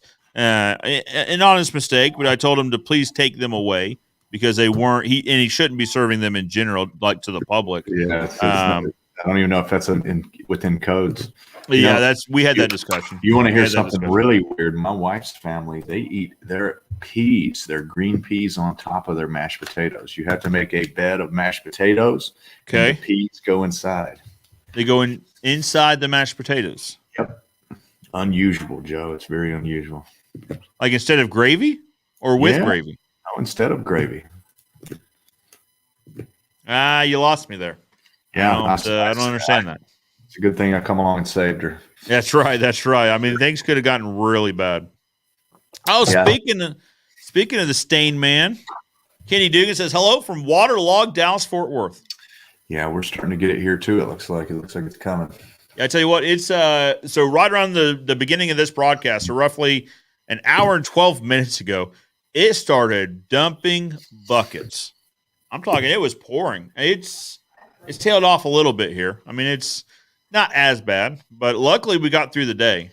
So our guys typically work 5:30 to 2 Monday through Friday. So they were in and had all the equipment up. So they shouldn't be too waterlogged. Now tomorrow's going to be a different story. But it's going to be nice and muddy for their Fridays. But yeah, Kenny Dugan, hello. We were just talking about you. I don't know if you were able to catch it or not, but we were talking about the live that you were doing there in the Stain and Seal Experts Facebook group and how we both really liked it. I like what you're up to there. So you want to talk about the state of the markets? March is almost over with. What I'm seeing is what the guy in Dallas or in Atlanta called was March Madness. Yeah, it's going nuts here. It's crazy. The phone's ringing off the hook. What's it like in Springfield? It's the same. It's much the same. So Sarah and I were having a meeting, kind of a residential operations meeting, and she had said the same thing, that the phones are ringing off the hook. Of course, we use the online quote tool, the My Salesman quote tool, actually that Rachel came and talked to the group about there at your university. But we're seeing we're seeing 4 or 5 of those things come in a day, which for us this time of year is pretty impressive. I mean, this time of year for us is typically picking up. It's starting to get warm again. People are getting out into their yards, realizing that they didn't get that fence replaced like they're supposed to last fall. They got spring cookouts coming up, graduations around the corner. Hang on just a second. It's supposed to pick up, supposed to get busy, but it has gotten just absolutely insane. So, and it's a perfect storm. So we're seeing getting a lot of interest. We're getting a lot of quote tools come through. Good. But it's, it's a little early yet. So we're not concerned. We're keeping an eye on it, because if it keeps up like this, if the trend continues, it could be an incredible summer, incredibly busy summer. The problem is we're seeing material shortages already again. Yeah. You know, this time last year we were having a similar conversation about shortages, and I think we might be looking at it again this summer and fall. Yeah, so Mandy's just heading out, and I asked her how many quotes a day she's doing. She said 8 to 10 a day, and she's not the only one doing them. So I'm guessing we're 20 to 30 quotes a day here. And that's pretty good for a stain contractor who's not doing AdWords.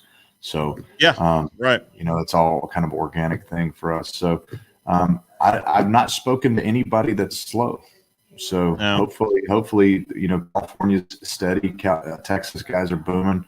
Up in Canada, they're moving. You're in the Midwest, you're moving heavy. Yep. My buddies up in the North, they're doing good. So, and we're starting to get some call for contractors up like in Michigan and places like that. So I guess they're some stains starting to go up north. Starting to thaw out a little bit. Yeah, I think they're thawing out a little bit. So very good. Hopefully things stay, you know, on an upward scale all the way through the year. Well, I hope so. And I hope we don't, on the fencing side, I hope we don't run into supply issues again. But I mean, if it's going to happen, it's going to happen. Yeah, nothing you or I can do about it. But I think it's going to happen. We're over a year into this thing, and we're still having shortages. So I think we're going to continue to have shortages. I think you're right. Yeah. Oh, Miss Ashley says hello. Be home soon, hon. Hello. All right. Well, Ashley, since you're here, we got to talk about it. So McQuido, welcome back, McQuido. Says that his dad mixes his mashed potatoes and peas, and he's from New Jersey. So northeastern thing, okay. But then he tried it as a kid, but grew out of it. I don't blame you. So maybe it's like a phase. Yeah, I mean, kids eat kind of weird stuff anyway. Mine do. Well, you know, her grandpa eats it like that, so it's a strange thing. Well, there you go. I can see. I don't know. I can see it as a kid. I always got kind of grossed out. Do you guys in your region have those KFC bowls? And we have KFCs around here. I don't know what they sell. I think chicken. They advertise these bowls all the time, at least here, and it's literally they just put all of your sides in one bowl. So just like you're talking about, your mashed potatoes, your whatever else you're getting from there. I'd rather have mine mixed. You know, I'd rather do my own mixing. I agree. I agree. It gives you better control over the final product. So. Quality, yeah. Well, very good, very good. So so we're getting busy. We're starting to see price increases again, which we've been seeing price increases for quite a while. But we got another round. We got another letter that came in this week from a national supplier saying, "Hey, get ready. Could be up to 20-25% again on steel goods." So that's your chain link, that's your fittings, bolts, nuts. It did specifically say ornamental steel, but you got to think that that's coming. So I've got a question. Maybe you can help me with, or maybe some of the guys listening. So my understanding was that the past presidential, the Trump administration did tariffs and things that limited or eliminated us using or acquiring Chinese steel or steel made from overseas. And I'm thinking the current administration stopped those tariffs. Maybe I'm wrong. And obviously when the Trump administration put the tariffs in place, we were short on steel refineries or steel plants, which obviously would create a shortage as they ramped up production and built new factories. But if the tariffs have been lifted and the import steel is back on the market, what's causing the delay? Is that the case? Maybe an Ameristar guy can talk to us, or like a Stevens Pipe guy can talk to us. But I'm just curious about that. We don't use any steel, but I have to. We may be starting to use steel, and I'm just kind of curious. What's the supply line looking like? What's causing these holdups? Yeah. So, and that's something that I'm working. That's something I'm working on, is getting some sort of like an industry representative from, say, the lumber industry, steel industry, the vinyl industry would be great, to kind of do the state of the supply for each of those different sectors. I would like to hear kind of the explanation as well. I don't know, and I don't follow politics really all that closely. I don't know that the tariffs were lifted. I mean, you would think that we would hear about that in the news, or maybe we wouldn't. I don't know.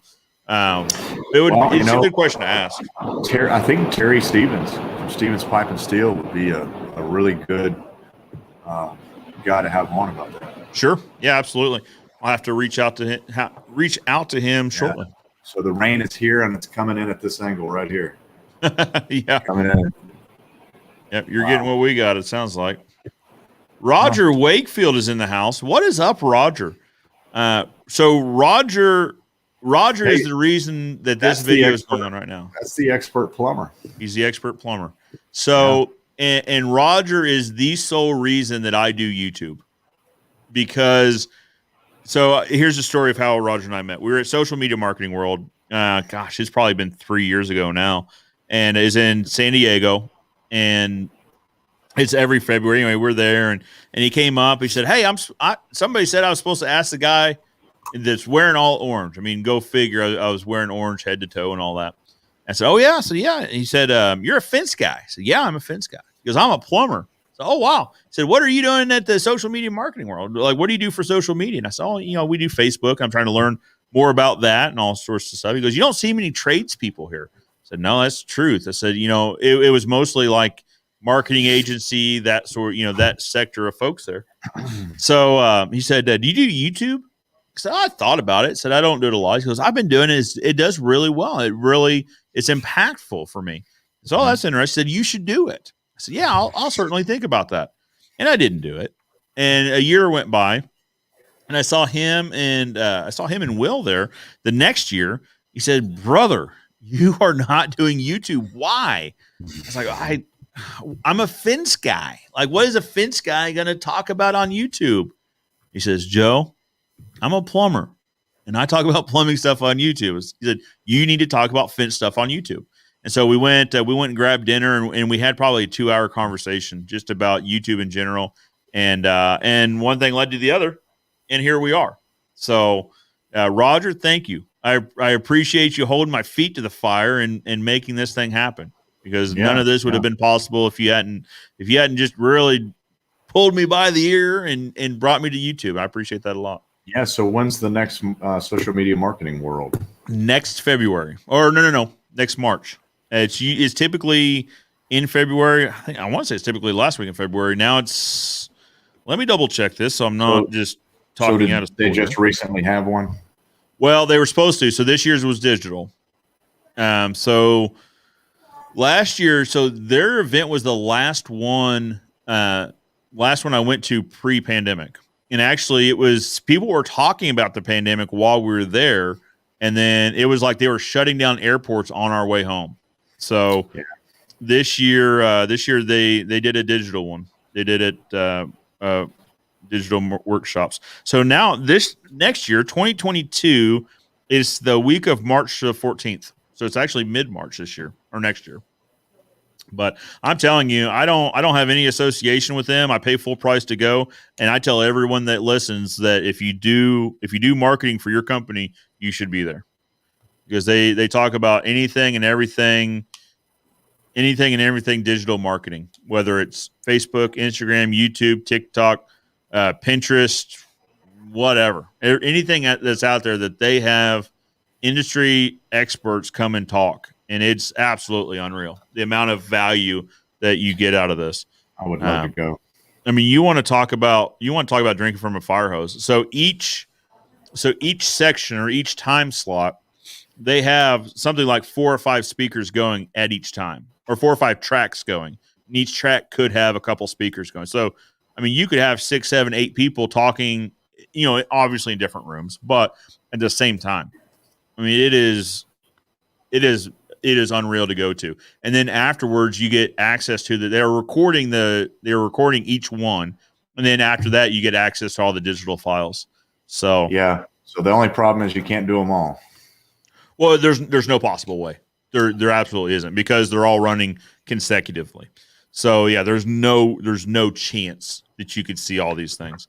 But like I said, you have access to the digital content. So that. So I go through the itinerary, the schedule that they put out, and I'll put a star next to the ones I'm going to, and I'll circle the ones that I think I want to listen to the recordings of. So when I get home, I know exactly which ones I saw, which ones, that I heard. if we're sitting there talking and someone's like, oh, I just saw her speak on this, you got to watch that recording. I'll circle it. So I'll know I got to go home, start with this one, sort of thing. It's, so I'm taking, this year I was going to take, so this year's tickets rolled to next year. So I'm going to take Jeremy, who's my videographer here for YouTube. And I'm also I took him last year. And then this year, next year, I guess now, we're going to take Sarah as well. So nice. And we're slowly growing the team that goes. I think I'm going too. I think I'm going to go. Do it. You need to. You absolutely do. It. I'm telling you, it is incredibly impactful. And you meet guys like Roger that are doing incredible things in their space, thinking outside the box and seeing massive results, massive success. So I meet a lot of people there each year, a lot of new people. I see a lot of old friends that I've made at these events in years past. It is it's unreal. It really is. It's worth every penny you spend. Yeah, I'm going to do it. I think me and Mandy should go to that for sure. All right. So now this is true. I did buy Roger and Will's dinner for sure, because I said, hey, listen, if you guys are going to sit and teach me all this, least I could do is buy your dinner. But to be fair, Roger bought my dinner last year. So we're even Stevens as far as I'm concerned. So, all right. So here's the thing. All right. Well, Kenny's weighing in on the mashed potatoes and peas, a dollop, very scientific term, of mashed potatoes on top of sliced smoked sausage. If the gravy's right, I could see it. Yeah. Okay. I mean, usually it's probably a regional thing. Kenny's sort of a conspiracy theorist, though, maybe, Listen, we can get into that conversation, too, because if it's true, is it a conspiracy? Yeah, you're right. No, I'm just saying. Well, actually, a conspiracy is something that is happening. So, yeah, definitely could be true. Absolutely. So, let's see. All right, I'm gonna put this on screen so we talk about it and we move on. So Craig's opinion is Biden's undoing all the good things Trump's did. And this is the opportunity I'm going to take to say, we're here to talk about fence stuff, right? So, and I understand how this came up when talking about tariffs. I get it, but we're not going to turn this into like a super political anything. Yeah, well, political aside, it is something the fence guys need to know about. So I think you should find an expert on that. Yep, I agree. And that may be a commodities expert, because those things do trickle down to well, so Mark Olson was here earlier. He was here last night today. So he's got a YouTube channel as well. He's got several YouTube channels, but he does a lot for his company, SWI, out of Wyoming. And he and I talked about, like, if you had asked me 5 years from now or 5 years ago, hey, in a few years, do you think that you'll be a commodity trader? What? Commodity trader? I'm a fence guy. Well, now here we are. We just had another truckload show up of cedar. And at this point in the game, cedar fence pickets are absolutely a commodity. I mean, it's a physical good that, might as well be traded. It is. And so Mark deals a lot in vinyl. And the vinyl market right now is incredibly volatile. So his point being, so he brought in, he said this publicly, so I don't mind saying it. He brought in $1.5 million worth of vinyl inventory at the end of last year, which is obviously paying off now. He goes, we're absolutely commodity dealers that happen to be fence builders. It's pretty crazy. Cliff from Bainbridge Fences, hello, welcome back. Appreciate you. Glad to have you. So Cliff, where is Bainbridge Fences? Where are you guys from? I'd like to get a mental image of where everybody's from. So Roger, I know Roger's from the Dallas-Fort Worth area. So Roger's down there with all of our friends. Kenny Dugan, who's commented on here, also Walt Dennis and Steven and Lindsey. They're from the Fort Worth area, but to a Missouri guy, those might as well be the same thing as the Dallas area. So all you Texas guys and gals are all here at once, and I appreciate having it. Man, how bad was the thunder over there, man? We just got it felt like an earthquake. No thunder really? Here. No thunder or lightning. It poured buckets, which obviously, I mean, we're not talking about the same storm system.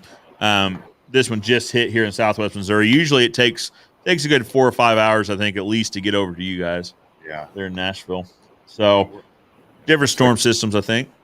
Yeah, it looks like it's going to be a quick and quick and fast thing that we get. But man, I've never felt thunder like that before. It rattled the whole place. So Caleb, let's talk about this for a little bit. When we're talking about commodities, so as a fence company, we'll buy in bulk. We'll buy cedar. I'll buy cedar pickets whenever anybody has them available, just because I know.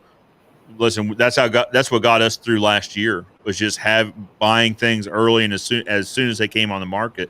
At one point, we were sitting on 3 truckloads of cedar pickets, which is the most that I've ever had on my lot, because typically we don't need them. We don't need to stock them that much. But every time I'd get a call from a wholesaler, the answer was yes. I will wire you money right now. Send them as soon as you can. Do you see things like that on your side, on like the stain manufacturing, buying the input goods in bulk? Well, yeah, I mean, we certainly do. We have certain things on auto orders, and when we first started buying oil is the big one for us. So we first started buying oil. I would call and buy a tote of oil, and I thought I was a big shot. Fence stain guy making his own stain, buy a tote of oil. Now we're buying truckload. But you don't buy it by the truckload. You buy it by you say, okay, we're going to buy 250,000 gallons over the next certain period of time, and pricing's based off of that, and delivery is just as you need it. And pretty much got to sign up for it, and if you want to get it, you got to say, hey, we're going to buy it. We're going to move it. So that's interesting. So you commit to buying it X amount of gallons, 250,000 gallons, but then you can take delivery within reason on your schedule. Yeah. So that was what we did this year. That's for the season for this calendar year. For our buying was based on that. So I'm hoping next year it'll be more. But of course, that's a new thing for us. But I think that's kind of like what buying futures, maybe what that is, something like that. Yeah, that's absolutely what it is. Is you're buying future deliveries of the product. Yeah, lock me in, and I knew we had to do that with oil prices going up. So of course, let's do it now. Well. And that's how it used to work for fencing. The price got locked in when you placed your order. Anymore it's all bets are off as far as that goes. There's several nationwide suppliers that now they price the materials when they ship it. So if we're talking about ornamental aluminum fencing, that might have a lead time of 4 to 6 weeks. So say the price of that thing is $1 today. Will you place the order? Said, yes, I will take, 100 of these things for $1. Okay. And they take your order. Well, that thing doesn't ship for 6 weeks. And now all of a sudden the price of it's $2. You're paying $2. There's no locking in the price anymore. It's a strange time for sure. It is. And that's an extreme example. Not a lot of times when you place the order and then when they ship it, the price is the same. But the suppliers are saying, hey, listen, this could happen. They're kind of putting everyone on notice that this is the policy moving forward, so that if there's a big swing in price, they're not left holding the bag. Yeah. So rolling that back into the fence or the stain industry, I think it's good for both contractors who are maybe new guys and homeowners to realize that things are swinging so fast nowadays that if you're wanting to buy a service, particularly one that involves a commodity, oil, grains, wood, stuff like that, then you probably need to, if you're ready to buy, you need to go ahead and move and get it done. And if you're a contractor, you need to be cognizant of the fact that your bids could go up, and maybe you have to put this is only good. If your supplier says this bid's good for 7 days, your fence bid's only good for 7 days, Yeah. That's what we ended up having to do. There for a while, we were kind of like most folks, where we would guarantee our pricing for 30 days. Yeah. And that's what our suppliers guaranteed us, was 30 days from the bid. And then it started getting shorter and shorter to where, now we still have a 5-day guarantee, because what I don't want it to sound like is, a bad salesman to say, hey, listen, this is today's price. If you take action today, I can lock this price into you. But if I leave, this price is probably going to go up. That doesn't feel good. Well, it's an uncomfortable thing to say, but that's because your past experience has been in a very stable market. Yeah. Things have changed. So it's, I remember being in the fence business as a kid, and somebody call us a year later and they'd say, oh no, your price is only good for 30 days. Is it still good? And I'd look at it and I'd go, yeah, it's still good. Let's do it. Yeah. And now those things have changed for sure. Oh gosh. I mean, we were looking at this the other day on some of our lumber items, we saw a 300% increase. Like, can you imagine? Like, if I would have asked you, Caleb, 5 years ago, hey, what are the chances that we'll see a 300% increase in 12 months? Like, that would have seemed so bizarre. Yeah, we bought plywood today. It was $72 a sheet for the good stuff. Right. Right. Plywood is unbelievable. And here's the thing is what I had heard was as soon as hurricane season was over, the price of plywood and pressure treated in general would come back down. Well, they're telling me now that it's glue. They can't get glue. And I'm going, well, why can't they get glue? And then there's certain solvents you can't get right now. That is because of the power wash guys are screaming, bleach. Yep. There's a shortage of bleach. They had a big fire out in Arizona at a big chlorine factory. And so who's the number one priority for bleach? It's the municipality water sources. Yep, water treatment. Get it. Yeah, water treatment gets that before power wash guys do. So it's created shortages. And I think chlorine is part of something to do with chlorine, maybe is involved in the production of PVC piping. Mandy's dad owns a PVC pipe and irrigation distribution company. PVC pipe. Roger Wakefield, if he's watching, he probably knows. And can talk about it. But PVC pipe they can't get it right now. It's in short supply. So and PVC pipe is probably also the vinyl thing has to do the vinyl shortage and pricing has to do also with like the fracking in Texas that after the fall storms or hurricanes that came through, it got decimated, and then of course the winter storms that came through. Mm-hmm. So the fracking process is just ground to a halt and it's trying to restart. And that's one of the reasons I'd heard about the vinyl fencing. So it stands to reason that PVC might also be following it because so PVC tubing, conduit, that sort of thing, pipe is different than vinyl fencing. Yeah, it is. But they usually get grouped in the same family. But so it stands to reason though that what vinyl fencing is going through, PVC pipe is probably also going through. Well, what you start to realize is that everyone is we're all connected. Every industry, and what affects one affects another one differently, but it still affects us. So it's we're all connected, Joe. That's right. Hey, Robert's got a good question. Robert wants to know, he's looking to buy the stainless steel semi-transparent fence stain. Is that right? Yeah, fence stain seal. So yeah, gotcha. So yeah. Well, why don't you read the question, Joe? I'm sorry I cut you off. Yeah, no, you're fine. So there's a little bit of copy and paste in there. So basically, he's asking who are his local dealers, or will shipping crush me? Again, I'm in Portland, Oregon. So you have a dealer locator, right, on your website? Yeah. And I'll be honest, guys, it's not up to date. We get a little flack over that, but all of our eggs are in the new website basket, which is about to launch probably this month. And then everybody's in there. But I don't have anybody in Portland. We're in talks with some people in Portland and then Seattle. A couple of guys up there. They're not on the ground yet. But the cool thing is, Robert, we'll ship it for free. We know as a small company and trying to get in our place in the market that sometimes shipping crushes us. But we want to get our products in your hand. So if we lose $1 or $2 on freight for you, I'm not worried about it. Just place your order; it'll ship for free. It's too late today, but it'll go out first thing in the morning. So if you Caleb, is that for homeowners and contractors alike? Yeah, homeowners and contractors alike. We're going to ship it for free. So if you order it if you don't have a dealer in your area, you can go to realgoodstain.com and you can order it right there, and we'll ship it for free. It's actually linked in the description below. So I've got a link that says, what does it say? Let's look it up real quick. Up over to YouTube.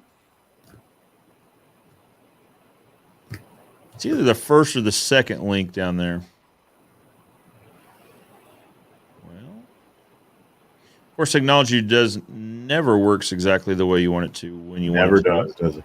No, of course. So for some reason, it logged me out of our YouTube account, which is kind of bonkers because we're currently live on YouTube. But let's see here.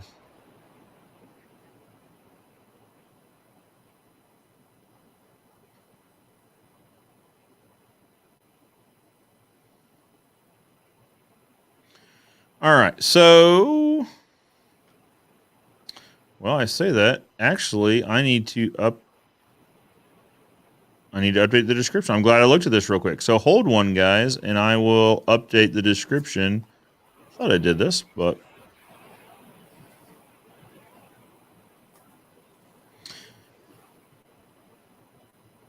great content, I'm sure. I appreciate you guys bearing along with me here.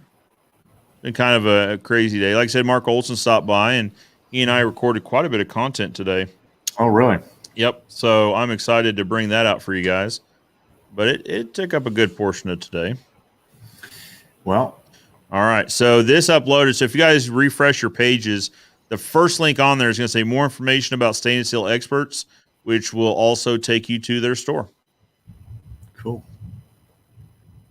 All right, Wade. What is up, Wade? Tackney says Caleb sold my first stain job today. We'll be reaching out. Nice. Oh boy, Wade. Wade's got my father's son fence company. I always remember that. Wade's been with us for quite a while. I've met Wade at your event, Caleb. Yeah. There were two of them here. So yeah. There's a couple guys there, but yeah, very good. So Wade, congratulations. You're well on your way, guys. If you guys run fence businesses, I tell all the fence guys, if you install wood, you need to be staining. So the way we got into it, we started staining on site. So fences that we had recently installed or previously installed, we would head out there and stain those fences. We sent out a letter. So when we first got into it, we felt super comfortable. We sent a letter out to all of our clients that basically just said, prior to this, we had been referring it out. We referred it out to a local stain company. Actually, they were local, but they were actually a franchise. So local franchise, I guess. But the feedback we got from that relationship wasn't super positive all the time. So we said, you know what, let's start doing it ourselves. Let's offer it as a service. So we met Caleb. Caleb gave us some training on best practices, how to do it, and what to watch out for, that sort of thing. And we got comfortable. Stained a few fences early on. And once we got comfortable, we sent out a letter to all of our clients and basically just said, due to overwhelming demand, which is true, we've added staining to our list of services. Because that was the number one feedback was they tried reaching out to the staining contractor. They couldn't get anyone to give them a call back. Or when they did get a call back, they weren't able to get pricing. Anyway, it was a thing. So due to overwhelming demand, we've added staining to our list of services, fence staining. If you've had a fence installed recently, we'd love the opportunity to give you a price on staining that fence to make it look, just as pretty for years to come as it did the day we installed it. That one letter generated something like $35,000 to $40,000 in revenue. Mm-hmm. In one letter that cost, gosh, I don't know, like it might have cost $100 in paper and postage, things like that. Well, you're doing things that are, they're not free, but they're definitely sort of free things that you can do with your time, and I think that's good marketing, good advertising. So well, and here's the thing about sending out letters to your previous clients is they're previous clients for a reason, because they know you and they like you and they trust you. Yep, for right? Sure. They trusted you to do work. So you reaching back out to them is a good reminder that, hey, this is something that needs to be done. And B, by the way, we do it now. So the same guys that did a great job installing your fence, we'll do a great job staining that fence too. And then the progression of things went from on-site to now we offer pre-stained cedar materials, which has been yet another game changer for us as far as staining goes. It's pouring down rain out there, but we could be pre-staining fence pickets right now. You certainly can't go stain a fence tomorrow morning if it rains all night. Mm-hmm. But if we pre-stain those materials, we could certainly install stained material tomorrow morning. Exactly. And that's a neat thing. It's for sure something you can do. Absolutely. All right. So Robert says, all right. This has been great. I appreciate your time. I got to go meet my asphalt guy. Have a great weekend. Robert, thank you for joining us. I appreciate you joining in. McQuido says, is there any stain that can keep cedar its natural color or at least stall it from turning gray? I love the look of natural cedar. What do you think? Yeah. So cedar, is beautiful. And a lot of people like to keep it that way. A lot of people like it to stay that way, and they don't mind if it naturally turns gray. So if you don't mind it naturally turning gray, or if you want to keep the natural color, you can use a clear oil-based sealer. And here's how it works. If you want to keep the natural color, you're going to have to redo it about once a year. If you don't mind it turning gray, you can do it every 2 to 3 or 4 years with the clear, and it's just going to naturally, it's just going to naturally turn gray. If you want to go with more of a cedar tone color, kind of like maybe what's on the deck there. The thing is there's nothing you could do that is the exact look of new cedar, right? Sure. But you can get close, and the cedar tone's a good way to do that, and that's going to give you a couple years of really good coverage. It's a transparent, it's very close to clear, but it's lightly pigmented, and it'll do a really good job on making things look kind of natural. Yeah, and that's the lightest color we offer in a pre-stained cedar material is cedar toned stain, and it does exactly what you're wanting it to do, Makito. Is it has the cedar look, it has some tone to it, some pigment in it, but it's going to keep that cedar look, and especially on a cedar picket. We use Western Red Cedar Alta boards, and it looks incredibly good. It enhances, it accentuates that cedar look that each of the boards has. I think you'd be well served to at least get a sample of cedar to try it out. We like it a lot. Yeah, I think this one over my shoulder, that's a cedar fence with pine runners. And you can see here that, kind of in this area, it's unstained, and here it's stained. It's not a huge change. No. And this color's fresh. This color's fresh. Man, it's always hard to do this on camera, but everything's backwards. But it's so this color here is as that settles in, it does take on a pretty natural look. But remember, cedar tone's a natural color. It's not going to last as long as pecan or walnut or something like that. Well, that's the thing, and I think that would probably be a good conversation to have. Mm-hmm. Let's catch up on one more comment. Wade says he's sending out letters to previous wood customers. Yeah, Wade, let me know how it goes. I think you'll be well served by doing that. Yeah. So, I think, what's that? I was going to say, I think it'd be worth noting, what letter. I remember the postcard you sent out. You sent me one, and then same thing with Wade. Let's find what works. Yeah, and then we can repeat that process, and other contractors can use that same system. And we tried postcards. Those postcards didn't work well at all. They didn't perform super well. I think when people see a postcard, they like a glossy postcard, I think they absolutely understand that it's promotional material. Okay. So you just sent a letter. We sent a letter. Yep. So, and it was a, on a regular 8.5 by 11, regular white. Actually it was on our letterhead. I'll back up and say that. So it was on our Ozark Fence letterhead in an Ozark Fence envelope. And it was addressed to, what is it addressed to? Ozark Fence. It was Ozark Fence owner, but it's something like fence owner or something like that at the address, because people move.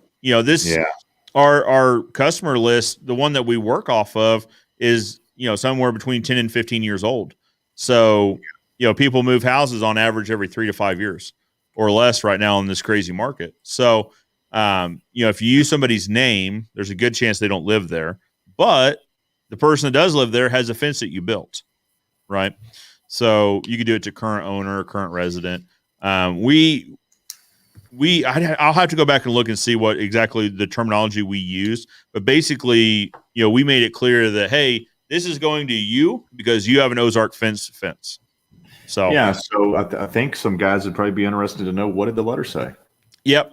I'll have to go. I'll bring that up again. I'll bring that up next week. I'll go get a copy of it. It, like I said, it performed super well. It's 30 some odd thousand is what we made off of that one letter. Just by saying, hey, you asked for it, we offer it, and we're going to offer the same level of professional service that you've come to expect from us as a fence company. Awesome. So, that's the thing, is you also have to give that same level of service. So we didn't send the letter out. We sent the letter out probably 2 or 3 months after we'd been started staining. We already had quite a few fences under our belt, friends and family, rental houses, that sort of thing. And then we felt super comfortable offering it as a professional service. That's the way it goes. That's the way innovation is. Absolutely. Nice job. So what was I going to say? Oh, I know what I was going to talk about was the fact that so in extreme terms, a cedar tone won't offer the same protection on the same as far as the same length of time as like a walnut will, Mhm. right? A lighter won't last as long as a darker stain. Well, not necessarily darker. So what Okay. we're basing this on is the amount of pigment. Mm-hmm. So how much? So the pigments, a lot of pigments are made from here. Like let's talk about organic pigments for a minute. So like an Sure. organic pigment is made from basically crushed rocks, right? Ground up things from the earth. Have you ever Okay. seen a? You ever seen a? If your grandma had a brown rock in her flower bed when you were 10 years old, you go look at it today, it's still the same color brown, right? Yeah. It's not going to fade. And those pigments, those ground pigments, that's what is actually protecting your wood against turning gray. That's your UV protection, or the biggest part of the UV protection. So the more of that that's there, the stronger the UV protection is. So cedar tone is the transparent colors are very light. They have a small amount of that pigment. It's a double-edged sword. You get the beauty, you get the beautiful look of the naturalness of the wood, but it's not going to last as long as something that has twice or three times as much color in it. So the darker, typically the darker colors do have more because they're tinted down colors with black and things like that. But Sure. there's only a little bit more pigment. Where you're really going to see the most is when you get into our semi-transparent line or semi-solids. That's where you start seeing the most amount of pigment. Interesting. So I wonder, Caleb. I think you were the one that gave me this example. In terms of it being similar concept to sunscreen. The thicker the sunscreen, the more SPF protection, the longer it lasts and the longer it protects you from sunburn. Mm-hmm. Just because really, if you think about it, what's damaging the wood is UV, right? What gives you sunburn is UV damage. Yeah. And so it's kind of the same theory that the more pigment the stain has in it, the more SPF rating the stain would have. Is that along the lines of? It's a good reference, definitely. Gotcha. Yeah. Very good. Very good. Well, guys, if you're just joining us, if you haven't said hi, say hi. Let me know in the comments below that you're here and you're watching. Also, let us know where you're from. Heck, we've had guys in this comment section, this broadcast from, gosh, what we had, Caleb? We've had Canada, we've had Portland, Oregon, we've had, of course, you're there in Nashville. We've had several guys from the Dallas-Fort Worth area. Texas. Wade's East Coast, yeah? Mm-hmm. Yep. So, yeah, a little bit of everything today. I really appreciate that. But what's that? So they're here for sure. Absolutely. So if you guys haven't said hi, say hi in the comments below. Let us know you're here. Also, we appreciate fence-related questions, stain-related questions, business or marketing. If you've got a question, just ask it. We'll answer as best we can, or we'll just simply say we don't know. I'm good at saying that as well. So I was way wrong. Wade is actually from Minneapolis. I don't know why I thought he was East Coast. He's a Northerner. Yeah. There you go. So maybe we haven't had anyone from the East Coast here, have we? Maybe not today. Let's see. Let's scroll. This is why I like it when you guys tell me where you're from, because I can just scroll real quick and see exactly where everybody's from.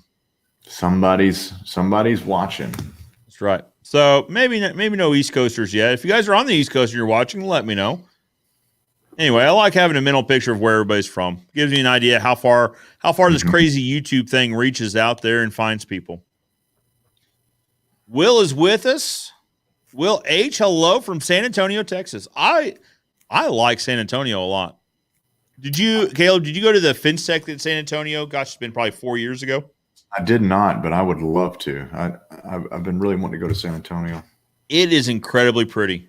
It really is. We stayed at a hotel that was on, what do they call it? The Riverwalk, I think. It's not Boardwalk. I want to say it's their Riverwalk area, or Riverfront maybe. It was really nice. A really nice canal area there. Then we went and saw the Missions. The Missions it's an incredible piece of our history that I think people ought to go experience and see. Yeah, well, let's talk about San Antonio for a minute. So we've got San Antonio Stain and Seal in our Facebook group. That's right. And it's beautiful work, doesn't he? Absolutely. I like watching his work a lot. Who is that, Caleb? I probably should know this. I probably met them. I can't think of his name because he doesn't use that as his handle. But Yeah. they weren't at the event, but he's a big time stain operator. And Okay. so the cool thing about San Antonio is it's hot and they don't get much rain and they don't have the organic growth that we have up here in this part of the country where I am, where you are, and where most of the people are. So the cool thing about in San Antonio, those guys, they just sand the deck and stain it the same day. They don't have to do the wash. Well, I remember he posted that. He posted that in the group that a couple of his guys. So if you're in the deep South, where it's hot and dry, man, you've got opportunities there to get in and out quick. Well, check this out, Caleb. That's him. There he is. Tell us about it, man. All right, Will. And we'll clarify it is called the Riverwalk right there in San Antonio. So if you're visiting San Antonio, you need to stay on near the Riverwalk. But I love watching what Will's doing, man. He's those guys that blew my mind. Yeah, so Will, I really like the content that you're contributing there to Stain and Seal Experts. I think you're up to some really good stuff. And as Caleb was saying, it's interesting to see, the lack of organic growth. I mean, what he says, he had 2 guys with 6-inch orbitals. Took a couple hours to really, sand down a deck really nicely before they put stain on it. That's incredible. Mm-hmm. Yeah. Well, you see that, and that won't necessarily, where we are in our market, we need the wash days because we have rain days. We get rain. So we got to go do something. We need to wash. Plus, we've got organic. But let's say, for instance, the cool thing about that is, let's say you get a apartment complex that's got 300 units, and there's 75 companies bidding on it. If washing apartment complexes is tough because people have so much stuff there, and then scheduling 2 trips, a trip to wash, then a trip to stain. And those are super competitive projects, and that might be the perfect answer for those type of jobs, because you come in, you sand it, you stain it, you're done, you're out, you're in and out of those little 6x8 or little 4x8 decks that those apartments have in 30 minutes instead of making a 2 trip out of it. So, and it looks so nice.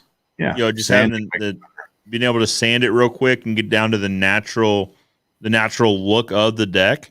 Mm-hmm. It's a great look.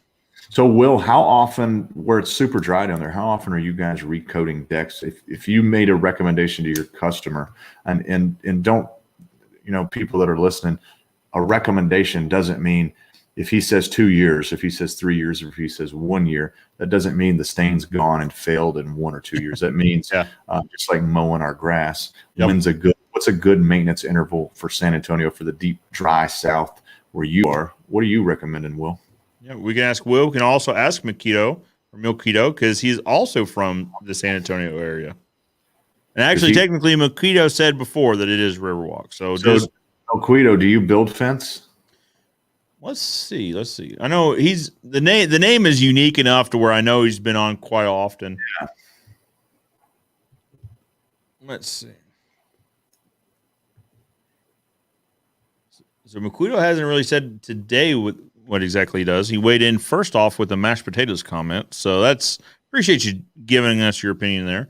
But yeah, it would be interesting to hear, like, in the San Antonio market, just because it is so dry. So, Caleb, before we see the answer, what's your thought on that? What's your guess? Well, it's probably the same as everywhere else, I'm guessing, which is fencing. It's every 3 to 5 years, and decking, it's 2 years on the flats and 4 years on the uprights. Gotcha. So that's kind of nationwide. If you average it, that's kind of what people are doing. But being that it's such a dry market that doesn't see as much rainfall, would you guess that prolongs the life or shortens the life? It could go either way. It really could. It's hard. It's hard. It would be hard to say.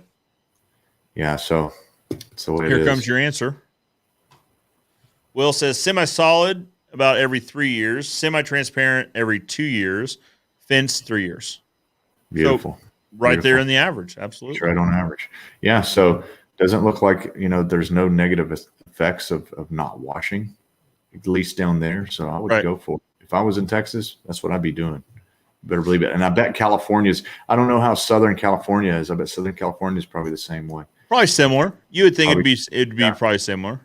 Yeah. So that's the cool thing about the Staining University group. It opens, you get to see what other people are doing.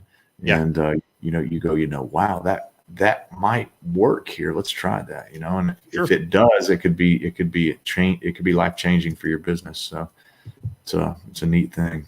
Yeah, and that was the neat thing too. When talking to Ron there at the Young Guns event, so Ron's from Phoenix, and hearing that, and I guess I always knew this, but hearing it made it more impactful that they really only get like a month of rain, Yeah. or 2 months, maybe a month and a half of rain.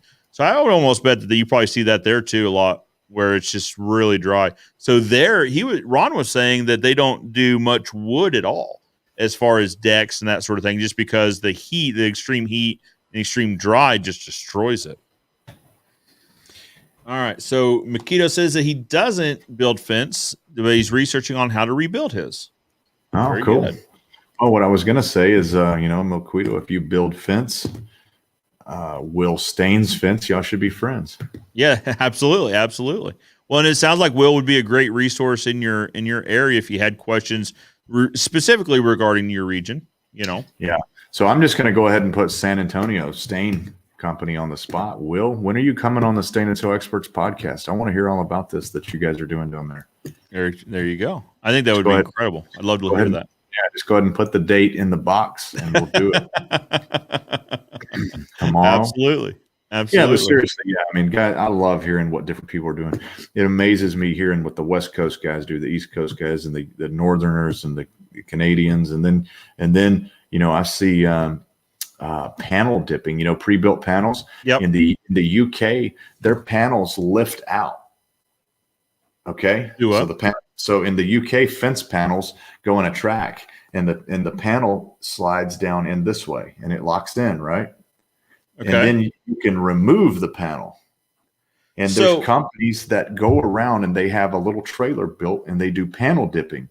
So every 3, 4, 5 years, whenever the fence needs redone, restained, they pull up, they remove a panel, and they put it in their machine. There's a pump that fills the little tank up with stain, and then it drains out. And then they pick that panel up and they put it on a little drip rack on the trailer, and they go get another one. They do 3 or 4 panels and they go reinstall them. And they move on. It's amazing. No kidding. Yeah. People do that. And it's amazing seeing them do that. And it's pretty mess free.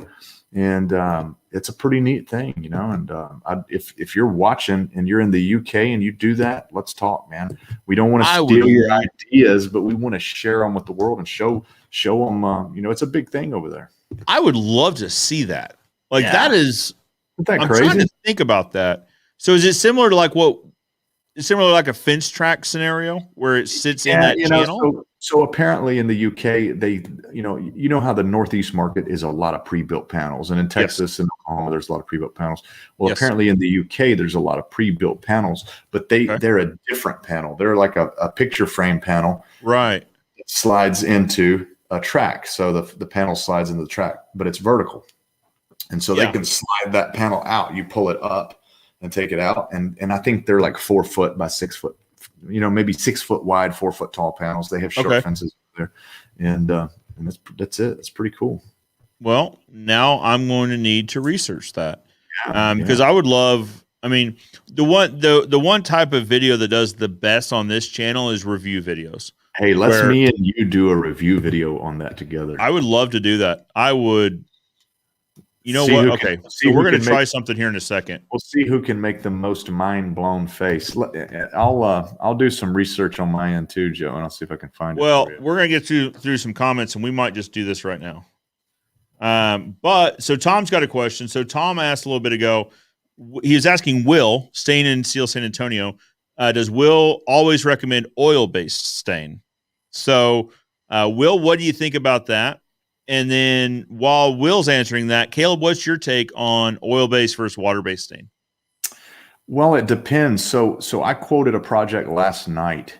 I try not to quote many jobs, but last night I got caught up on some. I've still got old customers that call me. Sure. And so after hours, I'm quoting all these jobs. And I'm kind of nerding out on my bidding process lately. I'm adding just all this stuff that they're not asking for. For instance, we have guys that do power washing. If we're going to come out and you clean your fence and your deck, why wouldn't we clean the concrete patio too? Why wouldn't we do the driveway and the play set? So I'm including all those things. And so we quoted a job yesterday that I stained the fence when I was back in the day by myself. And now they're ready to do the fence. They're ready to do a patio cover with a metal roof, and they're ready to do their deck, and they're ready to redo a play set. So I quoted oil-based stain on all of it except for the play set. I quoted a penetrating, like a semi-transparent water base on the play set. And the main reason was that stain will dry completely and it will not rub off on the Sunday dress like we were talking about earlier. So I think oil-based is my preferred method, but you have to have the right tool for the job. If you got kids climbing on a play set, a water-based may be the better answer. If you're doing a fence that has 14 different types of materials scabbed together and you want it to be uniform, maybe a water-based solid is the better color. So I think it just depends on really, the right tool for the job. And more times than not, it's oil. If it's new wood, it's definitely going to be oil. Absolutely. Very good. Let's see. Let's check in and see. So Will says they use oil-based about 80% of the time, but there's a time and a place for a solid. It's like a water-based solid. Yeah, and as a contractor, a lot of guys that are contractors, they're afraid of water-based coatings. If you're a master with oil-based coatings, then you shouldn't have any problem figuring out water-based too. I mean, is it easier than oil-based? Most of the time, no. But is it doable? Absolutely. Painters use them every day and they never think twice about it. So don't be afraid of it and go for it. Well, yeah. And to Will's point, there's a time and a place for everything. If you've got to have different tools in your toolbox, right? I mean, the Phillips head screwdriver, you'll probably use it 80% of the time, but there's a time and a place for a flat-headed screwdriver. Mm-hmm. All right. So let's see. So Will answered earlier that they build fences every day as well as decks, but we only build composite decks. So that's interesting. Isn't that interesting? Well, and I bet the reason, well, I don't know the reason, but I would guess that it would be, they're closer to the same price as wood. If we're talking about number one treated pine, it's got to be close to the same price as composite and probably cedar as well. Yeah. So I guess the question he's going to get from most guys is, don't you feel like you're putting yourself out of a job when it comes to restains and maintenance on there? And my answer is probably, I don't worry about that. If the market shifts, let it shift. But what's Will's thoughts on that? Yeah, and while Will answers that, and I get my tongue untied, I get that question a lot too when we're talking about steel Postmaster posts. That, well, aren't you putting yourself out of business?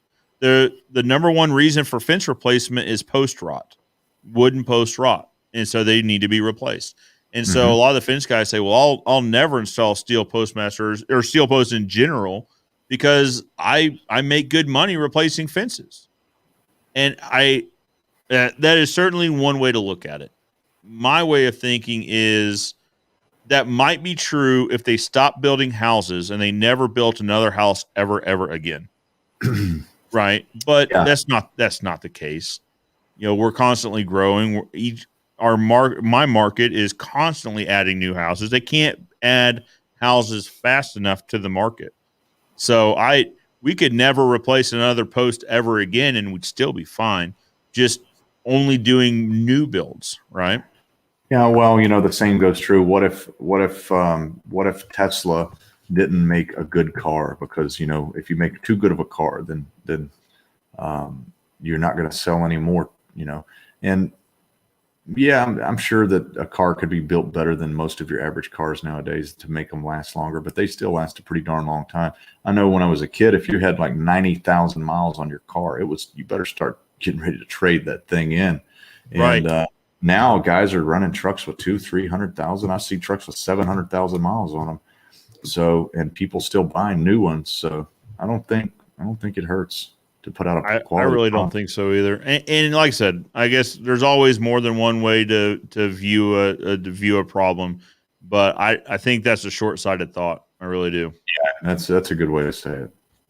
So I am absolutely trying to find exactly what we were talking about those removable fence panels, and I'm striking out. Oh, I'm seeing a ton of fence panels and hoists to remove the panels out, but I'm not seeing maybe it's right here. I've been looking, Okay. Joe. All right. Well, I'm going to go through some comments while you're looking there. Sean King joined us for a second. Said, I'm here for a moment. Now, Sean King's, I'm jealous. I'm living vicariously through him this week. So he's out in Salt Lake City with the kiddos and fiance. Just got off the river fly fishing, caught a bunch of rainbow and brown trout. Nice. Very What good. river? What river? Yep, that's a good question. Whichever one's around Salt Lake City. Oh, really? Okay. There's probably quite a few. But yeah, so he's they've been so far. I've been watching them do some skiing there, and they're getting some donuts at Donut King. That place looked phenomenal. Dan Wheeler says hello from Fulton, Illinois. River City Fence since 1955. Recently got our free stain and seal pamphlet and excited to explore that side of the business. Love the show, Joe. Dan, I tell everybody that'll listen, if you're a fencing contractor that installs wood fences, you're leaving money on the table if you don't also stain those fences, whether it's pre-stain, on-site stain, whatever. The reason the Stain and Seal Experts is sponsoring this live is because I believe in them. I use Stain and Seal Experts product line in our business. We have since we started using fence stain, or since we started offering fence stain. So I think that you'll be pleasantly surprised. I really do.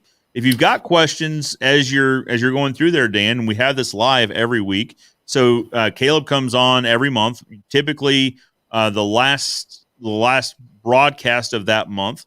And then, you can ask him any of your stain related questions as you go on.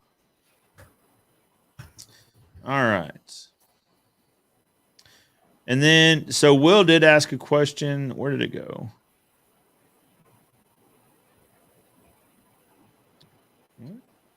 Who asked? Okay. Tom asked a question. Tom Williams had asked, does anyone ever use a borax solution to stop wood rot? Have you heard about that, Caleb? A borax solution? There's borate, I believe that's a wood preservative, but borax. It seems like maybe that rings a bell. But the borax I'm familiar with is like an insect, like an insect repellent, insecticide. So like if I know my mom used to use it if we had ants in the house, she'd use borax. Yeah, and so borax, wipe them out. Wash your clothes with it, Yeah. So it's a natural product. I can see that. Yeah, so I found mobile fence panel dipping service on Facebook page, but there's no videos, at least not the type of video we're looking for. Sure. And nope, here we go. I found it. I have found it, Joe. Is it on Facebook? There's a time-lapse video of what we do. It's on Facebook. I'm going to messenger it to you. Do it. This is the coolest. All right, so let me open up Facebook real quick. Now, keep in mind, guys, I'm a fence guy that's trying to do technology, so just keep that in mind, please. Let's see if this goes through. Tell me if you see it. Yep, just got it. Wow, that's fast. So are we going to be able to watch it on your screen? That's what I'm hoping here. Man, this is all cool. right. So 20-second time-lapse clip. But it's really cool, and it's just what if a fence company started building fences like this in the U.S. and they started every fence they do comes pre-stained, and then every 2 years they come and they dip their panels for this. You could do this service so cheap. It's really neat. So check it out. All right. So again, keep in mind, fence guy trying to do technology. So all right, screen 2. All right. So you see the panels and then the posts, and the posts are shaped like I-beams. Yeah. All right. So actually, here, let me take the comment off. And so I'll tell you a little bit about what's going on here. See the jug that the stain's in. Just the way that the stain's running down the jug, that looks like water-based to me. So it looks like they're using a water-based penetrating stain, something that's transparent or semi-transparent. And here's their little trailer I was telling you about. So you were probably thinking a big trailer, right? I was. It's a tiny trailer. They've rolled this by hand in the backyard, and obviously it's small enough it can get through residential gates. Yeah. So check it out. Right into the yard. And so those posts look like an H post. Yeah, and see in the panel, the guy is standing on top of a retaining wall, but the fence panel is sitting just about 2 inches above the top of his boot. It looks like, or the top of his toe. So that's a 5 foot panel, maybe. Yeah, so they probably have a 1 foot wall, like a low wall, and then the panel panel sits on top of that. Check this out; it's going to blow your mind. Right.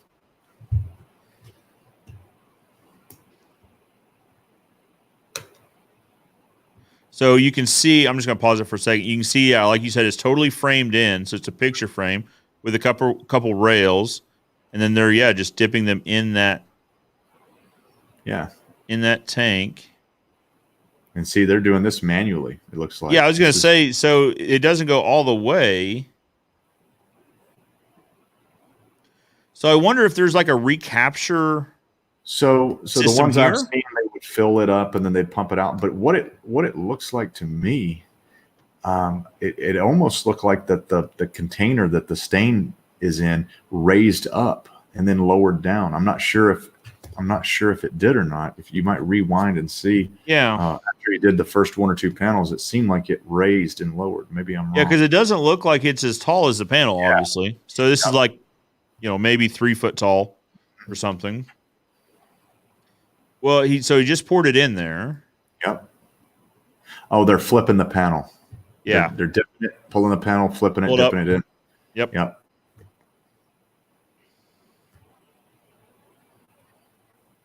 Yeah, so they're letting it sit in there and soak, pull it up, flip it, let it soak again, and then they put it on the trailer to dry. But it doesn't, trying to see through the glare here, I don't see like any sort of like a reclaiming. You'd think there'd be like some sort of reclaiming pan or something. This is a water-based penetrating. It's probably super thin. It's probably, water's drying fast. It looks like it's warm that day. So it's probably not going to drip a lot. It probably drips the initial couple drips, and then they throw it over there, and maybe they've got a pan or something under it. But. Sure. And then they just go right back in. Yeah. And you can see the first panel. So go back the last 10 seconds. Yep. So you can see the first panel's drier, how quickly it's drying. And as it goes down through there, each panel gets darker. That stain's wet. So that's a pretty fast drying product, whatever they're using. So you can see kind of the gradient. You can see kind of here's this area is dried a little bit quicker for whatever reason. Yeah, that's where they dipped it. So the bottom got hit, or the top got hit first, bottom last, maybe. Yep. But isn't that a neat thing? Did you know that existed? I had no idea that existed. I really didn't. So this would probably make a good review video. I'd like to see like a fence construction video with this style. I mean, it makes sense. It makes a lot of sense. You got to get your post spaced right. Yeah.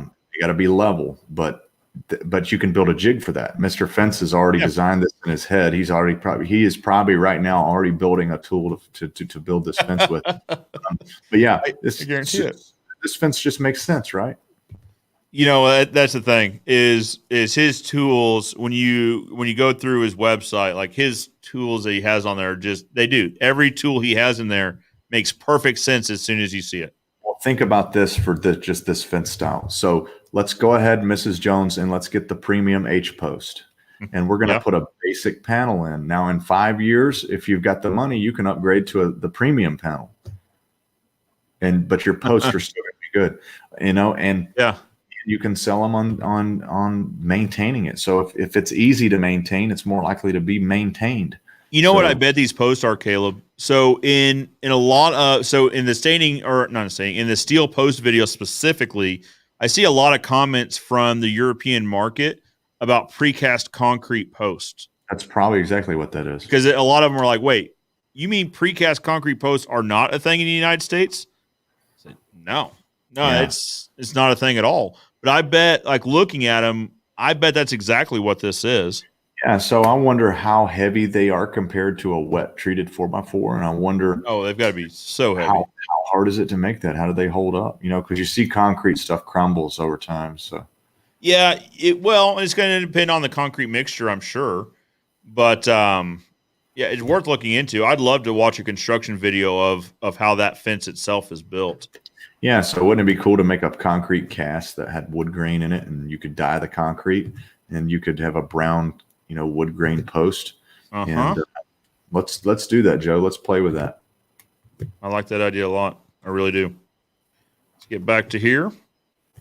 All right, so let's catch a few more of these. I've got a really hard out here in just a few minutes. So let's see.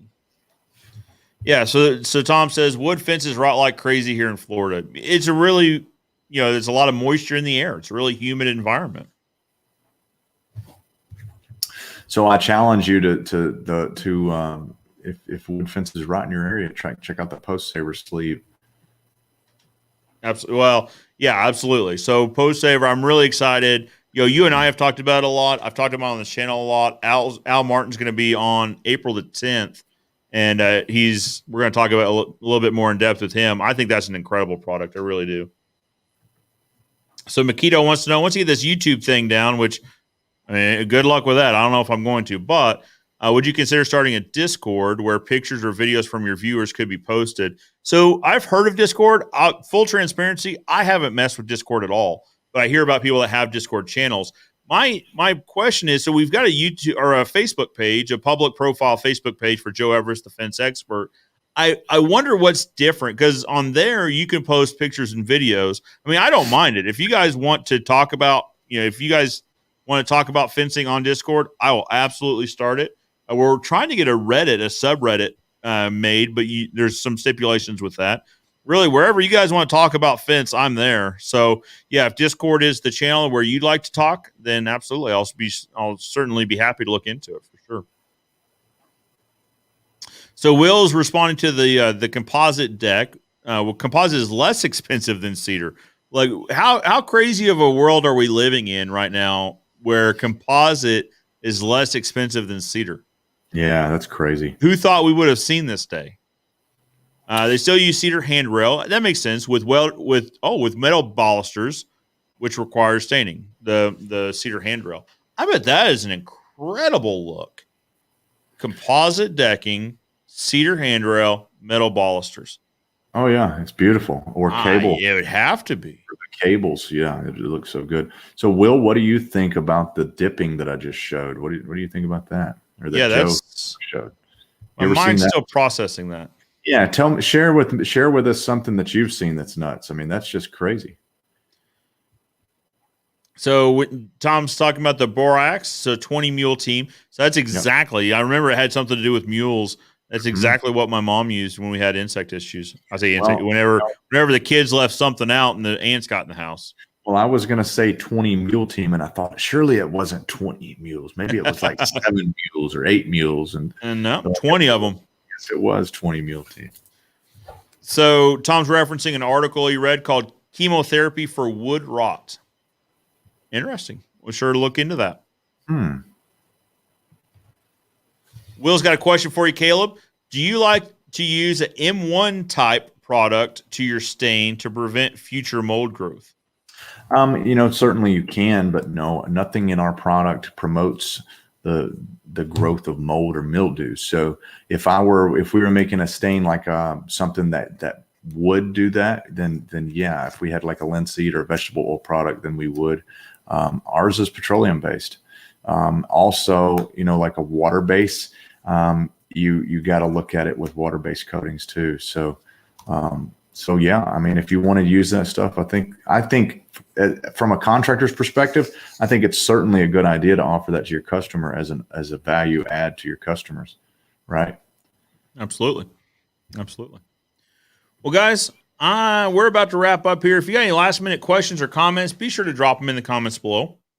Of course, we do this each and every week. So I'll be back next Thursday. As I said in the beginning, next Thursday is the last Thursday we're going to be doing the lives.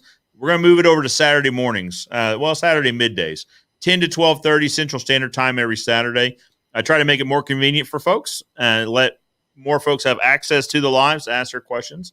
And then, of course, Caleb joins us the last live broadcast of every month. That way you can plan on asking him all your staining related questions. Of course, you can ask me, and if I know the answer, I'd be sure to help out. And if I don't know the answer, I usually just get a hold of Caleb. So nice.